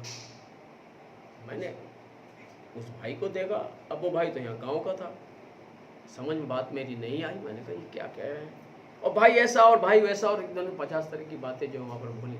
और फिर उसके बाद एक लड़की को सामने जो है वो बुलाया उसने प्रार्थना के लिए। आपका जो बच्चा है उसे आप उधर रख दें, उसके बच्चा ही नहीं था, वो बच्चे के लिए प्रार्थना कराने आई। अब आप समझ लीजिए, उन्होंने कहा मेरे पास तो नहीं हैगा। अच्छा जो है आप देखें, ये है नकल, और इसी नकल को यही चीज़ है, क्या है, तो हर बार शैतान वहां पर उसकी नकल करने के लिए मौजूद रहता है।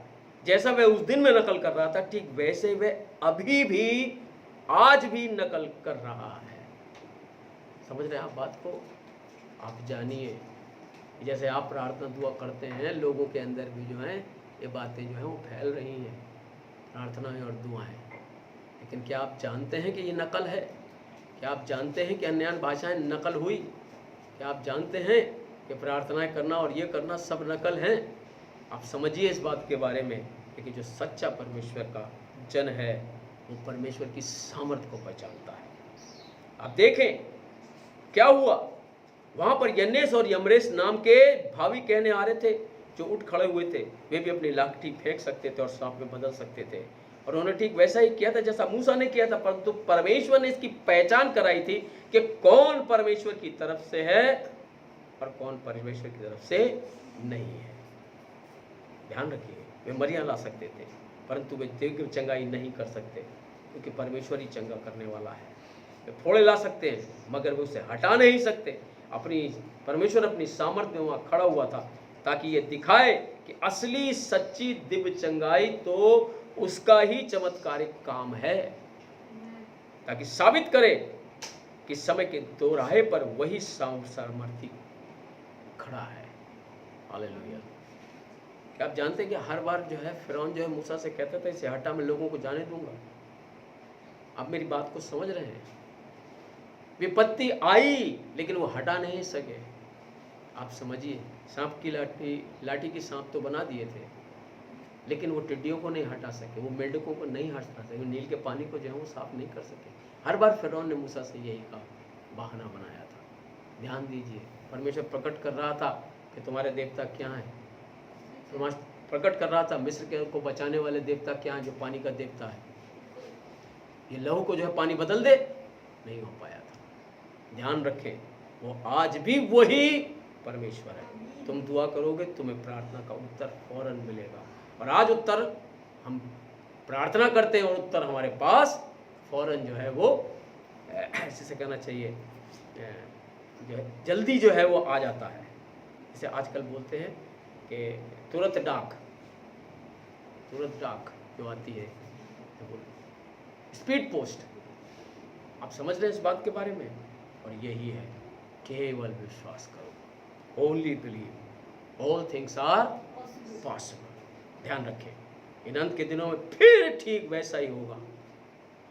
जैसे यन्नेस और यम्रेस ने मूसा का विरोध किया था, वैसे ही ये भी सत्य का विरोध करते हैं। ये ऐसे मनुष्य हैं जिनकी बुद्धि भ्रष्ट हो गई है और वे विश्वास के विषय में निकम्मे हैं, और वे ऐसा ही करेंगे। वे ढीठ, घमंडी, परमेश्वर से ज्यादा सुख विलास के चाहने वाले, डींगमार, असंयमी, वे भक्ति का भेष तो धरते पर उसकी शक्ति को नहीं पहचानते। ओह, हम कैसे दिनों में रह रहे हैं। हम मार्ग के दोराहे पर हैं, हम मार्ग के अंत पर हैं, हम युग के अंत पर हैं। परमेश्वर ही इसे प्रमाणित कर रहा है। क्या ही शानदार दिन है जिसमें हम रह रहे हैं। अरे अभी तो आप कह रहे हैं बुरे दिन होंगे। अरे ये दुनिया के लिए बुरे दिन है जो परमेश्वर से दूर है, लेकिन जो परमेश्वर के साथ है, हालेलुया, उसके लिए ये क्या ही दिन है, शानदार दिन है। परमेश्वर ने ही खुद अपने को उन पर साबित किया था, उन पर खुद अपनी पहचान कराई थी। वहां पर मिस्र में गया और राष्ट्र को उसने चकनाचूर कर दिया। वह इस्राएल को उकाब के पंखों पर सवार करा के बाहर निकाल लाया, चिन्ह और आश्चर्य कर्म दिखाए। ध्यान रखिए, इससे पहले कि वह फिरौन के रथों को डुबा डालता, उसने हर किस्म के चिन्ह दिखाए थे, चमत्कार किए थे। कैसे वह पैलोटों के पुत्रों को बचा सकता था या पैलोटों के पुत्रों को ले सकता था। देखिए, एक ही जगह में पैलोटे मारे जा रहे हैं और एक ही जगह के अंदर पैलोटे क्या किए जा रहे हैं, बचाए जा रहे हैं। हालेलुया, एक ही जगह में। Praise the Lord. परमेश्वर का धन्यवाद कि आज बचाए जा रहे हैं, कोरोना से बचाए जा रहे हैं लोग। देखिए आप जरा, आश्चर्य कर, सूर्य कैसे सूर्य काला हो गया, कैसे भूमि पर ओले बरसे थे, कैसे मवेशी मर गए थे। ध्यान दीजिए, और उसी ने ही कहा अंत के दिनों में चांद अपना उजाला नहीं देगा, सूर्य नहीं चमकेगा, वह चांद लहू के जैसा लाल हो जाएगा। आप जानते हैं, तो परमेश्वर जो कि सर्व सामर्थी है, पृथ्वी पर होगा, धरती पर होगा, अद्भुत चमत्कारिक काम कर रहा होगा। यकीनन वह ऐसा कर सकता है, वह तो सर्वशक्तिमान है। आपने इन बातों के बारे में एक बात का ध्यान देखा? आप देखिए, गौर से इस बात को देखिए, जितने लोग पीछे की तरफ आए थे वो किसी में से होकर काम कर रहा था। हालेलुया। फिर उसने इस निज़ाम को बदला है, इस सिस्टम को बदला है, इस इंतज़ाम को बदला है, और उसने सब कुछ परिपूर्ण किया। आगे मैं इस बात के बारे में आगे की ओर चलते हैं, हम देखते हैं। मैं भी नहीं बताना चाहता ताकि नहीं तो आपका मज़ा ख़राब हो जाएगा या आपका आनंद जो है वो नहीं हो पाएगा। ध्यान दीजिए, उसने फ़िरौन को एक मौका दिया था और फ़िरौन अपने मौके का फ़ायदा उठाने से चूक गया था। वहाँ कुछ भी बाकी नहीं रह गया। आप देखिए, इन 10 विपत्तियों के अंदर मिस्र में क्या रह गया था, और आज मिस्र जो है दुनिया के अंदर कुछ भी नहीं है।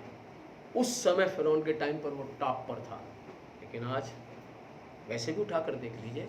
और इस्राइल ने ही 6 दिन की युद्ध के अंदर जो 1968 के अंदर हुआ था, आप देखें उसकी हालत ख़राब कर दी, रीढ़ की हड्डी तोड़ दी थी कतई। समझ रहे हैं आप बात को? परमेश्वर जिसे ढा देता है, फिर जब तक उसका न्याय न्याय पर अगर वो आ गया तो फिर कभी भी नहीं होता है। सदोम अमोरा में न्याय, आज लोग जो है जगहें ढूंढ रहे हैं, पता नहीं लग रहा है कभी सदोम अमोरा इस जगह पर था भी। लोग अटकलें लगा रहे हैं, लोग जो है खुदाई कर रहे हैं, ये कर रहे हैं, लेकिन उन्हें सही चिन्ह जो है वो नहीं मिल पा रहे हैं। कहाँ से समुद्र पार करके आए थे इस्राएली, लाल सागर को पार करके आए थे। जगहें तुक्का है, यहाँ से हो सकता है, यहाँ पर ऐसा, यहाँ रीफ है, ये ऐसे जगह नहीं मिल रही है। आप देख लीजिए इस बात के बारे में। और आज भी अन्य जातियों के बीच में यही हो रहा है और यही होता आया है। परमेश्वर जिस पर न्याय, यही चीज़ है। ध्यान दीजिए, उसने फ़िरौन को एक मौका दिया था और फ़िरौन अपने मौके का फ़ायदा उठाने से चूक गया था। वहाँ कुछ भी बाकी नहीं रह गया। जब कोई इंसान परमेश्वर की दया को ही ठुकरा देता है तो उसके लिए सिर्फ एक ही चीज़ बाकी रह जाती है और वो है न्याय। रिमेंबर दैट मेरे प्यारे मित्रों, आज परमेश्वर ही हमारी सहायता कर रहा है। दया यीशु मसीह के द्वारा, पवित्र आत्मा के द्वारा आपके लिए प्रस्तुत की गई है। अगर आप उसे ठुकरा देते हैं, बल्कि मैं यूँ कहूँगा, अगर हम उसे ठुकरा देते हैं तो हमारे लिए दिव्य न्याय के अलावा और कुछ बाकी नहीं रह जाएगा। आज भी टिल डेट, इस क्षण तक भी, जब तक ये मैसेज प्रीच हो रहा है, हमारे लिए दया का द्वार, दया का खुला है। तुम भी हृदय खोलो। क्रूस से बहती धारा, अपने मन को धो लो, फिर बंद होगा दरवाज़ा। फिर तो ऐसे फ़िरौन पछता रहे थे बहुत ज़्यादा। अब आखिर में फ़िरौन ने अपने दिन की दया को ही ठुकरा कर पाप कर लिया था, तो वहाँ कुछ भी बाकी नहीं रह गया, क्योंकि समय का दुराहा अति निकट आ गया था। देख रहे हैं आप? और परमेश्वर ने ही समय का संगम मिलाया था। अब लूत और अब्राहम का एक और समय था, जब अब्राहम को धरती पर शासक होना था, उसके वंश को पृथ्वी पर फैलना था। उसके साथ उसका भाई भतीजा लूत, जो कि उसका एक रिश्तेदार था, उसके साथ था। ये आज के ठंडे, औपचारिक, उदासीन किस्म की कलीसिया की और आत्मा से भरी हुई, चुनी हुई, बाहर बुलाई हुई, अलग की हुई, जीवते परमेश्वर की कलीसिया की क्या ही सुंदर तस्वीरें हैं, लूत और अब्राहम। हम इस बातों को सबको जानते हैं। वे दोनों ही एक भूमि पर साथ साथ वास कर रहे थे। उधर था, इधर था। समझ रहे बात को? आखिरकार एक समय ऐसा आता जब लूत अपने बड़े दल को लेकर सदोम और अमोरा चला गया, जहाँ वे लोकप्रिय इंसान बन गया, अपनी पसंद की ज़मीन ले ली। अब्राहम परमेश्वर की मर्जी से टिका रहा और उसने बंजर भूमि ले ली। सारा उसकी खूबसूरत पत्नी और अब्राहम बंजर भूमि में टिके रहे ताकि वह खुदा की सेवा कर सके। ध्यान से देखिएगा, परमेश्वर सुकून से भरी फूलों की सेज का वायदा नहीं करता। किसी मसीह से झूठ ना बोले, झूठा प्रचार, झूठी सांत्वना ना दे, और ना ही झूठे संदेश का प्रचार करें कि सब कुछ बिल्कुल ठीक हो जाएगा। कुछ भी ऐसा नहीं है जो आपको हानि पहुंचा सके, कुछ भी नहीं होने वाला है, कोई आजमाइश या कुछ ऐसा नहीं होने वाला है। ऐसा करना गलत है। जैसा कि प्रॉफिट कहता है, जैसा कि एक कवि ने कहा है, क्या मुझे सुकून से भरी फूलों की सेज पर सवार होकर स्वर्ग जाना है, जबकि दूसरों ने लड़कर इनाम पाया और खून के दरिया में अपनी नाव को बहाया, नाव को चलाया है।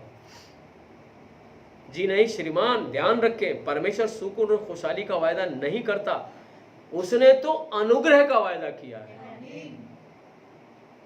ये नहीं है कि आप फूलों की सेज पर लेटेंगे, उसने तो अनुग्रह का, कितनी भी चीजें आएंगी उसके अनुग्रह से हम बचेंगे।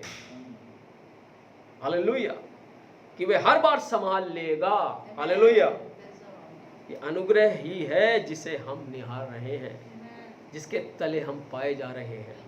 अब्राहम ने परमेश्वर की राह चुनी पहाड़ की चोटी पर टिका रहा, परंतु लूत जो विश्वास में पिछड़े जगत को, ऐसी कलीसिया को दर्शाता है जो चमत्कार के कामों पर विश्वास नहीं करती है। अतः इसके बाद एक ऐसा समय आया कि वे जब तक वहां पर एक संगम या जंक्शन नहीं आ जाता, वहां पर एक ऐसा समय तो होना ही था, क्योंकि अब्राहम तो धरती का वासी था, वारिस था। अब जानते हैं, सारी कहानी हम जानते हैं किस तरह से लूत जो है बर्बाद हो गए, सदोम अमोरा बर्बाद हो गया, कहाँ के रह गए। देखें, खुद लूत ने चुनी थी ना वो तराई, खुद लूत का ही निर्णय था, यही चीज थी। लेकिन प्रकाशन के जरिए इब्राहिम ने जाना था, तू अगर पश्चिम जाएगा तो मैं पूरब जाऊंगा, तू अगर उत्तर जाएगा तो मैं दक्षिण जाऊंगा। लूत की तराई वो सदोम अमोरा की तरह जिसे लूत ने चुना, इसके ठीक सामने पहाड़ियों के ऊपर ममरे के वृक्षों, बांज के वृक्षों के बीच में उसका शयन पड़ा। अब देखिए, अब्राहम ने परमेश्वर की राह चुनी, वह पहाड़ की चोटी पर ही टिका रहा, परंतु लूत जो विश्वास में पिछड़ जगत की कलीसिया को दर्शाता है, जो चमत्कारिक कामों पर विश्वास नहीं करती, इसके बाद एक ऐसा समय आता है कि वे जब तक वहाँ पर एक संगम या जंक्शन नहीं आ जाता है, वहाँ पर एक समय तो होना ही था, क्योंकि अब्राहम तो धरती का वासी था, वारिस था, सॉरी। ओ खुदा, मसीह लोग क्यों नहीं देख सकते हैं? धन्य है वे जो मन के शुद्ध हैं, वे परमेश्वर का दर्शन पाएंगे। धन्य है वे जो नम्र हैं, वे धरती के अधिकारी होंगे। समय का संगम अति निकट है, ताकि हमारा पिता दिखाए कि हम अंत समय पर हैं। समझे? आश्चर्य करने वाला परम अलौकिक सर्वशक्तिमान चमत्कारिक काम कर रहा है, उस पर दृष्टि लगाए रखें। आमीन। जैसा अब्राहम के समय में हुआ था, वैसे अंत समय में होगा। देखिए, जगत में वहाँ नीचे सदोम में उस बड़े नगर में क्या हुआ था।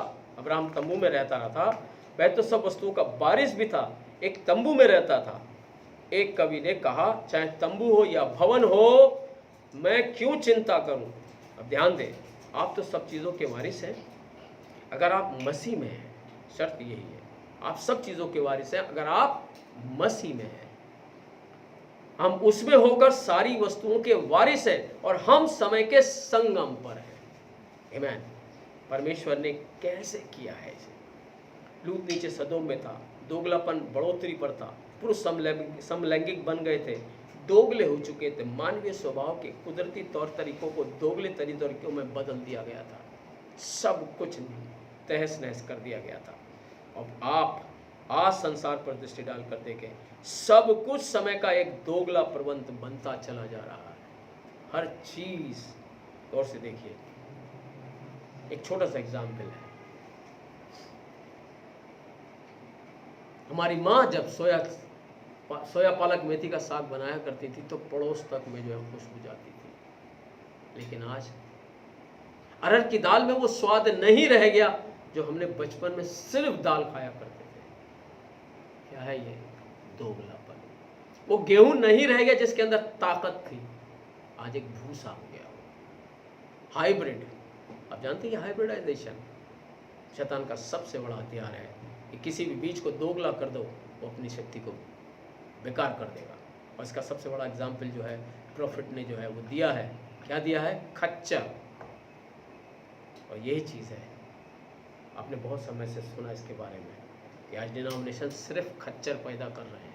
ध्यान दीजिए, इनके अंदर पता नहीं कि उनके पापा कहाँ से थे, उनकी मम्मी कहाँ से थी। खच्चर नहीं जानता कि who is my father and who is my mother.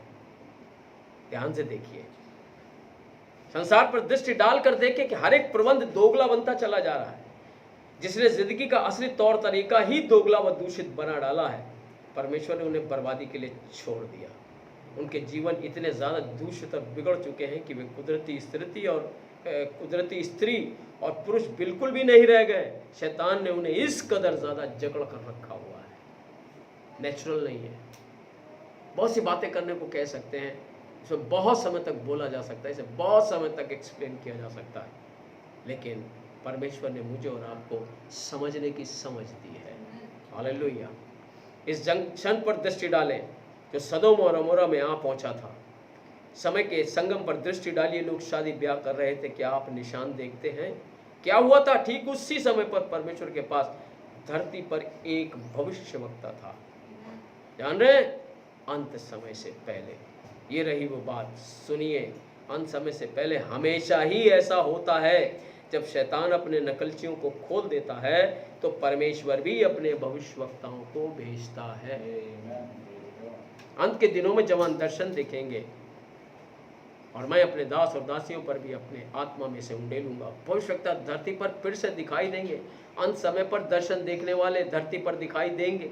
हम ऐसी स्थिति में हैं, हम एक समय संगम पर है। सभी युगों के दौरान इसकी सभी पवित्र नबियों के द्वारा जो है वो भविष्यवाणी की गई है कि अंत के समय में कैसे परमेश्वर करेगा, कैसी उसकी आशीषें होंगी, और शैतान अंत के दिनों में क्या क्या करेगा, अंत समय पर क्या क्या होगा। आप समझ रहे हैं, आपने पढ़ा है शैतान की अदन वाटिका। इस मैसेज को पढ़िएगा, आपकी समझ में सब आ जाएगा। सरपंच सीट पढ़िएगा, आपकी समझ में सब आ जाएगा। अगर आपने इन मैसेजेस को पढ़ा हुआ है, अंत समय का प्रचार कार्य, इस मैसेज को पढ़िएगा, ध्यान से देखें। परमेश्वर ने सब कुछ खोल कर रख दिया है। क्यों? क्योंकि जैसे जैसे शैतान सब कुछ बिगाड़ता चला जा रहा है, परमेश्वर अपने लोगों को संवारता चला जा रहा है। हालेलुया। परमेश्वर की पवित्रता संसार की दुष्टता सहन नहीं कर सकती है, उस वक्त भी नहीं किया था। परंतु इससे पहले कि वैसे इसे जंक्शन पर भेजे, वह चेतावनी का लाल चमकता प्रकाश भेजता है। चेतावनी का लाल चमकता प्रकाश पढ़ा है, उसके आने का लाल चमकता प्रकाश। केवल यही नहीं, बल्कि इससे पहले कि वह सदोम और अमोरा का सर्वनाश करता, उसने धरती पर अपने स्वर्गदूतों को भेजा था। जानते हैं, 3 आए थे। हालेलुया। और संदेश को हम जानते हैं, यहोवा यिरे के अंदर बहुत अच्छी तरह से ये बात प्रचारित की गई है। उस मैसेज के अंदर पढ़िएगा, 3 भाग है उसके, और उसके अंदर आप देखेंगे कि किस तरह से जो सच्ची दुल्हन का जो प्रतीक है अब्राहम, वो परमेश्वर के साथ था, और 2 दूत जो थे वो है वो सदोम और अमोरा में भेजे गए। आज भी ऐसा ही है, सच्चा दूत परमेश्वर के साथ, और 2 दूत भेजे गए आज संसार के अंदर। और नबी ने इसे बताया, ओरल रॉबर्ट और दूसरा बिली ग्राहम।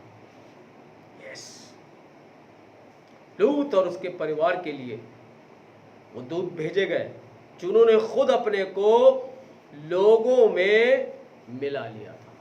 लूत और उसके परिवार ने अपने को लोगों में मिला लिया था। ध्यान दीजिएगा, लूत वहीं पर था जहां पर वो संसार का सारा सिस्टम दोगला हो गया था। लूत की पत्नी वो भी वैसी ही थी। ध्यान दीजिएगा, और इस बात को बहुत यहाँ पर अगर गौर से देखें, लूत की जो पत्नी थी वो वहीं की थी, सदोम अमोरा की, लेकिन उसकी बच्चियाँ जो थी वो लूत का बीज भी थी। परमेश्वर ने उसे बचाया और लूत को बचाया, जो कि ट्रेबुलेशन में जाने वाली जो है मूर्ख कुआरियाँ होंगी। समझ रहे हैं आप बात को? ये हम सब जानते हैं। परमेश्वर ने लड़कियों को बचा लिया, लेकिन उसकी पत्नी को नहीं बचाया। समझ रहे हैं कि बीज कैसे इकट्ठा किया जाता है? परमेश्वर बीज को किस तरह से चुन चुन कर निकाल लेता है। कैसे जो है लूत की बीवी के अंदर ये विचार उत्पन्न हुए कि पीछे देखूं कि मेरा घर कैसा है या कैसा हो रहा है, मैंने जो अर्न किया है या मैंने जो सांसारिक चीज़ों को जो इकट्ठा किया वो कैसे नाश हो रही है। हाय हाय। और आज भी लोग यही कर रहे हैं, हाय हाय करके लौट गए, हाय हाय करके दुनिया में जा रहे हैं, हाय हाय करके परमेश्वर को जो है वो तुच्छ जान रहे हैं। उनकी निगाह संसार और संसार की चीज़ों के ऊपर है। और यही है, पहले तुम स्वर्ग राज की खोज करो तो तुम्हें ये सब वस्तुएं यूं ही मिल जाएंगी। और हम इस बात के गवाह हैं, हम इस बात के जो है वो पूरी तरह से गवाही में खड़े हैं कि परमेश्वर ने हमें और आपको इस तरह से जो है बना कर रखा, उसने किसी चीज़ की घटी और कमी नहीं होने दी है। कलीसिया को सत्य और उस चिन्ह को जान लेना चाहिए कि हम कहाँ पर हैं। आप सुस्त और आलसी ना रहें, आगे पीछे भटकते ना रहें, बल्कि अपने मतभेदों का निपटारा करें। आप मसीह को अपने दिलों में विराजमान करें। असली सच्चे भक्त स्त्रियों और पुरुषों के जैसे चले। आप दुनिया की झूठी चीज़ों को ना निहारें, क्योंकि ये तो शैतान की ही है। ये सारे लड़ाई झगड़े और युद्ध, कलह और मतभेद, उनसे हटकर दृष्टि डालें, हम अंत पर हैं। याद रखें, हो सकता है कि आपके पास इसे करने का एक और सप्ताह ना हो सकता है ये रात ही गुजर जाए। तो परमेश्वर का बहुत धन्यवाद करें, केवल परमेश्वर जानता है। हम यहाँ पर अंत पर हैं, वहां अपने समय नूह था। हालेलुया, ध्यान दीजिए, वहां अपने समय पर नूह था। मैं बस एक पेज करके से ख़त्म करूंगा, बाकी का हम कल देखेंगे, लंबा मैसेज है ये। अपने समय में इस्राएल भी था। यहाँ इस अगले संगम पर, यानी जंक्शन पर, दुनिया और परमलौकिक के संगम पर अब्राहम है। स्वर्गदूत नीचे आए, मनुष्यों के जैसे दिखाई देते थे, और अब्राहम जो कि एक नबी था, उसे बताया अब्राहम परमेश्वर अलौकिक परम अलौकिक काम करने जा रहा है। अगले वर्ष लगभग इसी समय जीवन के अनुसार मैं तुझसे भेंट करूंगा, तेरी पत्नी और तुझसे एक बालक उत्पन्न होगा। मैं तुझे अपनी सामर्थ तथा दिव्य चंगाई दिखाऊंगा। मैं तुझे बदल दूंगा, सारा को बदल दूंगा। मैं आश्चर्य काम करने वाला हूँ, मैं सर्व सामर्थी हूँ। अब्राहम हम एक ऐसे समय के संगम पर है। दुष्ट आत्माएं वहाँ नीचे सदोम में हैं। जी हाँ, वे वहाँ दुनिया के बीच में काम कर रही हैं। वे आज यहाँ पर काम कर रही हैं। रंगरलियाँ, तड़क बड़क, वाहियात चुटकुले, जंगली चुटकुले, गंदी बेहुदा बातें, और कभी कभी तो समाचार को भी सामाजिक मामलों की खातिर बिगाड़ा जा रहा है। सुसमाचार को संपूर्ण जगत ही दूषित हो चुका है। और अगर आप इंटरनेट उठाकर देखेंगे तो आप पाएंगे जाने कितने लोग जो है प्रचारक बन गए। परंतु ठीक जिस समय संसार दोगला और दूषित हो जाता है, उसी समय पर परमेश्वर की सामर्थ्य के द्वारा होने वाले कामों और सर्व सामर्थ्य को दिखाने के द्वारा विश्वासी परमेश्वर की ओर फिरा हुआ बन जाता है। हमेशा से ऐसे हुआ। जब शुरू के अंदर बिगड़ गया नूह के समय में, एक विश्वासी आया। जब इब्राहिम के समय में बिगड़ गया तो इब्राहिम था। लूत के समय में जब बिगड़ गया तो इब्राहिम था। ध्यान दीजिए, आज अंत के समय में भी जब संसार बिगड़ चुका है, इसके बारे में बहुत कुछ बताया। आप बहुत कुछ जानते हैं, क्योंकि आप इंटरनेट से जुड़े हुए हैं, तो आप बहुत कुछ जानते हैं। तो आप जानिए कि क्या हुआ है। खुदा की ओर फिरा हुआ वो बन जाता है एक जन जो कि परमेश्वर की सामर्थ और कामों को और आश्चर्य कर्मों का गवाह होता है। ध्यान दीजिए, परमेश्वर अपनी दया में होकर कैसे इन बातों को दिखा रहा है। हालेलुया। अब्राहम, जबकि ये नबी अपने तंबू के तले बैठा हुआ था, एक बूढ़ा इंसान एक बंजर भूमि में, उसकी किसने परवाह की थी? चाहे तंबू हो या एक भवन हो, इससे क्या फर्क पड़ता है? वह तो इस सब का अधिकारी है। आज मुझे और आपको इस संसार की सारी वस्तुएं ना मिले, लेकिन आप जानते हैं कि हम इस कायनात के अधिकारी हैं। Hallelujah, praise the Lord. सब कुछ उसी का था, वो ये जानता था। ठीक वैसे ही एक विश्वासी ये बात जानता है। हम क्यों करें इस दुनिया की चीज़ों की परवाह करें? ध्यान दीजिए, इससे कोई मतलब नहीं है कि चाहे हमें खुद अपने को उसके हाथों में सौंपना पड़े, वह सर्व सामर्थ्य की बात जोनी पड़ती है, तो हम उसे समर्पित होकर करें। अब्राहम अपने तंबू के तले बैठा हुआ था। स्वर्गदूत उसे दिखाई दिए थे। वो 2 दूत सदोम और मोरा में भेजे गए थे। परमेश्वर ने उस दिन आसमान से आग बरसाई और उस नगर को भस्म कर डाला, भूमि को पाप साफ कर दिया और इस सब को अब्राहम को दे दिया। वही तो थी कनान देश में। समझ रहे बात को? उसके वंश को दिया गया ना। आप देखिए, और लूत की पत्नी निंदा की एक यादगार के रूप में नमक का खंबा बन गई थी। और आज क्या ही शानदार समय है, जीने की क्या ही महान समय है। परमेश्वर अपनी सामर्थ्य में फिर से एक संगम पर आता है। और मैं सोचता हूँ, अहाब नाम का एक व्यक्ति जिसने इजाबेल नाम की लड़की से विवाह किया था, वह एक यहूदी था। व्यवस्था के अनुसार 8वें दिन उसका खतना हुआ तो उसकी परवरिश एक धार्मिक घराने में हुई थी, ताकि वह यहोवा परमेश्वर पर विश्वास करे। परंतु वह किसी नेत्रों से मदमुग्ध करने वाली मूर्ति पूजक के प्रेम में गिरावट में आ गया था। और आज अच्छे खासे मसीह ठीक उसी प्रकार की बेहूदी बातों में और तड़क भड़क में पड़कर गिरावट में आ रहे हैं, क्योंकि उनका मन मसीह यीशु में स्थिर नहीं हुआ है। जी हाँ, ये क्या ही दिन है, ये क्या ही समय है जिसमें हम रह रहे हैं। हम अपने सामने ही ये निशान देख रहे हैं। परंतु तब ऐसा हुआ, वहाँ पर एक ऐसा समय आया जब वहाँ उस देश में एलिया नाम का एक भविष्यवक्ता आया। ध्यान से देखें, बस मैं थोड़ा सा ही लेकर आपका ध्यान दीजिए। जब वहाँ उस देश में एलिया नाम का एक भविष्यवक्ता आया जो खुदा के संदेश से अभिषिक्त था, वह नबी वहाँ पर खड़ा हुआ था और उसने आसमानों को बंद कर दिया और फिर आसमान से बारिश लेकर उस भूमि को दिया। स्वर्गदूत दृश्य पर दिखाई दिया, उसके लिए रोटियां बनाई गई और 40 दिन तक जिंदा रहने के लिए। स्वर्गदूत अंत में दिखाई देते हैं। सारे नबी व चिन्ह व निशानात इस बात की ओर इशारा करते हैं कि इस दिन में दूत दिखाई देंगे, भविष्यवक्ता उठ खड़े होंगे, चिन्ह और आश्चर्य कर्म होंगे। अगर परमेश्वर ने पिछले समय में उन छोटे छोटे जंक्शनों पर वही सब कुछ किया तो वह अब क्यों ना कुछ करेगा। जबकि अधोलोक खोल दिया गया है, सारे स्वर्ग खोल दिया गया है, दूत दिखाई दे रहे हैं, धरती पर चिन्ह और आश्चर्य कर्म हो रहे हैं, नकलजी भी उठ खड़े हुए हैं। परमेश्वर ही साबित कर रहा है कि क्या सही है और क्या गलत है। आमीन। मैं उससे प्रेम करता हूँ, मैं सुनिश्चित हूँ कि आप उससे प्रेम करते हैं। मेरा अभिप्राय चिल्लाना नहीं है, परंतु ये तो मेरे प्राण में धड़क रहा है, कैसे वैसा ही इस दिन में है। इससे पहले कि परमेश्वर का छुटकारा करता, उसने सभी प्रकार के चिन्ह और आश्चर्य कर्म दिखाए।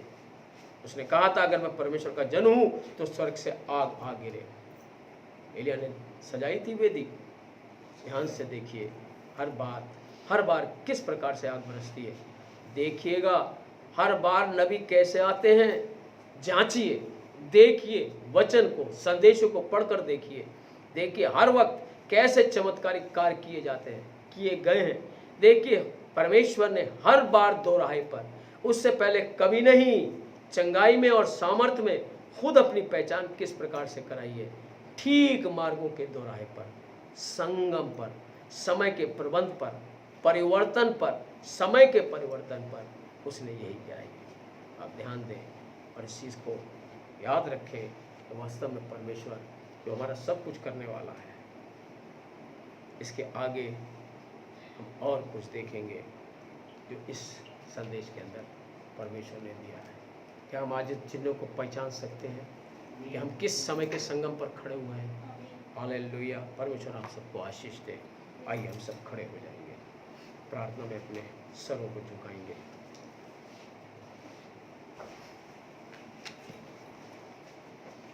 हमारे महान जीवित अनुग्रहकारी पिता, आपका धन्यवाद करते हैं कि आपने प्रभु इतनी बिगड़ी हुई संस्कृति के ऊपर, इतने बिगड़े हुए हालातों के अंदर, जिस समय मौत का भय चारों ओर घूम रहा है, पिता परमेश्वर आपने अपने बच्चों को अपने वचन रूपी किश्ती के अंदर, वचन रूपी कवच के अंदर प्रभु आपने संभाल कर रखा हुआ है। उन्हें पाए कि हर एक बच्चा पिता परमेश्वर सिर्फ और सिर्फ आपकी ओर ध्यान देने के योग्य हो। और प्रभु हृदय से, प्राण की गहराई से प्रभु आज के इन चिन्हों को अपने अंदर आत्मसात कर ले, ऐसा अनुग्रह प्रदान करें। सारा चार्ज आपके हाथों में हमने सौंपा पिता। आपने हमसे बातचीत की पिता। अब इसके प्रकाशन को, इसकी समझ को प्रभु हर एक के अंदर उतारे, ताकि आज एक हर एक जन प्रभु जब रात में अपने पलंग पर जाता, बिस्तर पर जाता सोने के लिए, तो इस बात को सोचे कि हम कहाँ खड़े हैं, उसका अगला पड़ाव क्या है, वो इस समय कौन सी स्थिति के अंदर जी रहा है। क्या संसार की स्थिति में है, क्या बुराई की स्थिति में है, क्या चुगली की स्थिति में है, क्या इस तरह की स्थिति में है, क्या उस तरह की स्थिति में है। प्रभु हर एक को आत्मचिंतन करने का अनुग्रह भी प्रदान करें, ताकि हम समझ पाएँ कि वास्तव में परमेश्वर हमसे क्या चाहता है। आज के इस क्वारंटाइन समय में, इस अकेले घरों में रहने के समय में परमेश्वर हमसे क्या चाह रहा है। प्रभु इसके लिए हमें समझ प्रदान करें, अपना प्रकाशन प्रदान करें, और प्रभु वचन का और संदेश का प्रभु प्रकाशन दे कि क्या संदेश ये समय में कैसे आया और क्यों आया। प्रभु इसको हम समझने के लायक हो सके, हम पर अनुग्रह प्रदान करें। हम सिर्फ और सिर्फ आज के छाए हुए स्थान में ही बने रहें, क्योंकि नबी ने सीधे कहा, से व्हाट द टेप सेज। प्रभु उसी को हम पकड़े रहें। आज दुनिया के अंदर बहुत तेरे प्रभु अपने आप को प्रकाशन से भरे हुए लोग कहते हैं, लेकिन इस समय का जो संदेश आया वो सिर्फ और सिर्फ उस नबी के द्वारा आया, उस सातवें दूत के द्वारा आया है प्रभु, हम उसी के तले बैठे रहें, उसी की बातों को सुनते रहें, उसी पर मनन करते रहें और उसी में अपने जीवन को बिताएं। ऐसा अनुग्रह हमें प्रदान करें। सब कुछ आपके हाथों में सौंपते हैं। जितने जुड़े हैं प्रभु उन सबको आशीष दें प्रभु। बच्चों को आशीषित करें, जवानों को आशीषित करें, बुजुर्गों को आशीषित करें। हर एक तरह से जैसे आपने हमें बचाकर प्रभु रखा है नूह की तरह कश्ती में, इस समय की, इस छाए हुए स्थान की प्रभु, तो प्रभु अपनी हुजूरी में हमें बनाए रखें। मैं अपने लिए भी प्रार्थना करता पिता परमेश्वर, जाने अनजाने में अगर मेरी ज़बान से या मेरे विचारों में से मेरा विचार कोई आया हो तो प्रभु से वॉश आउट कर दें, मुझे क्षमा कर दें, ताकि प्रभु सच्चा और सीधा प्रकाशन जो आपका है प्रभु, जो नबी के ज़रिए आपने दिया, वो सामने आ सके। प्रभु यीशु मसीह के नाम में मांगते हैं, आमीन। आए हमारे बाप, तू जो स्वर्ग में है, तेरा नाम पाक माना जाए, तेरी बादशाहत आए, तेरी मर्जी जैसे स्वर्ग में पूरी होती ज़मीन पर भी हो। हमारी रोज़ की रोटी हमें बख्श दे, और जिस तरह अपने कसूर वालों को माफ़ करते हैं, तू भी हमारे कसूर हम माफ़ कर, हमें आजमाइश में न पड़ने दे, बल्कि बुराई से बचा, क्योंकि बादशाहत, कुदरत और जलाल हमेशा तेरे ही हैं, आमीन। अब हमारे प्रभु यीशु मसीह के प्रेम, अनुग्रह और आनंद और शांति में हम सब अपने जीवनों को, जब तक वो नहीं आता है, समर्पित करके जीते रहें, आमीन। भाई बहनों को प्रेज द लॉर्ड।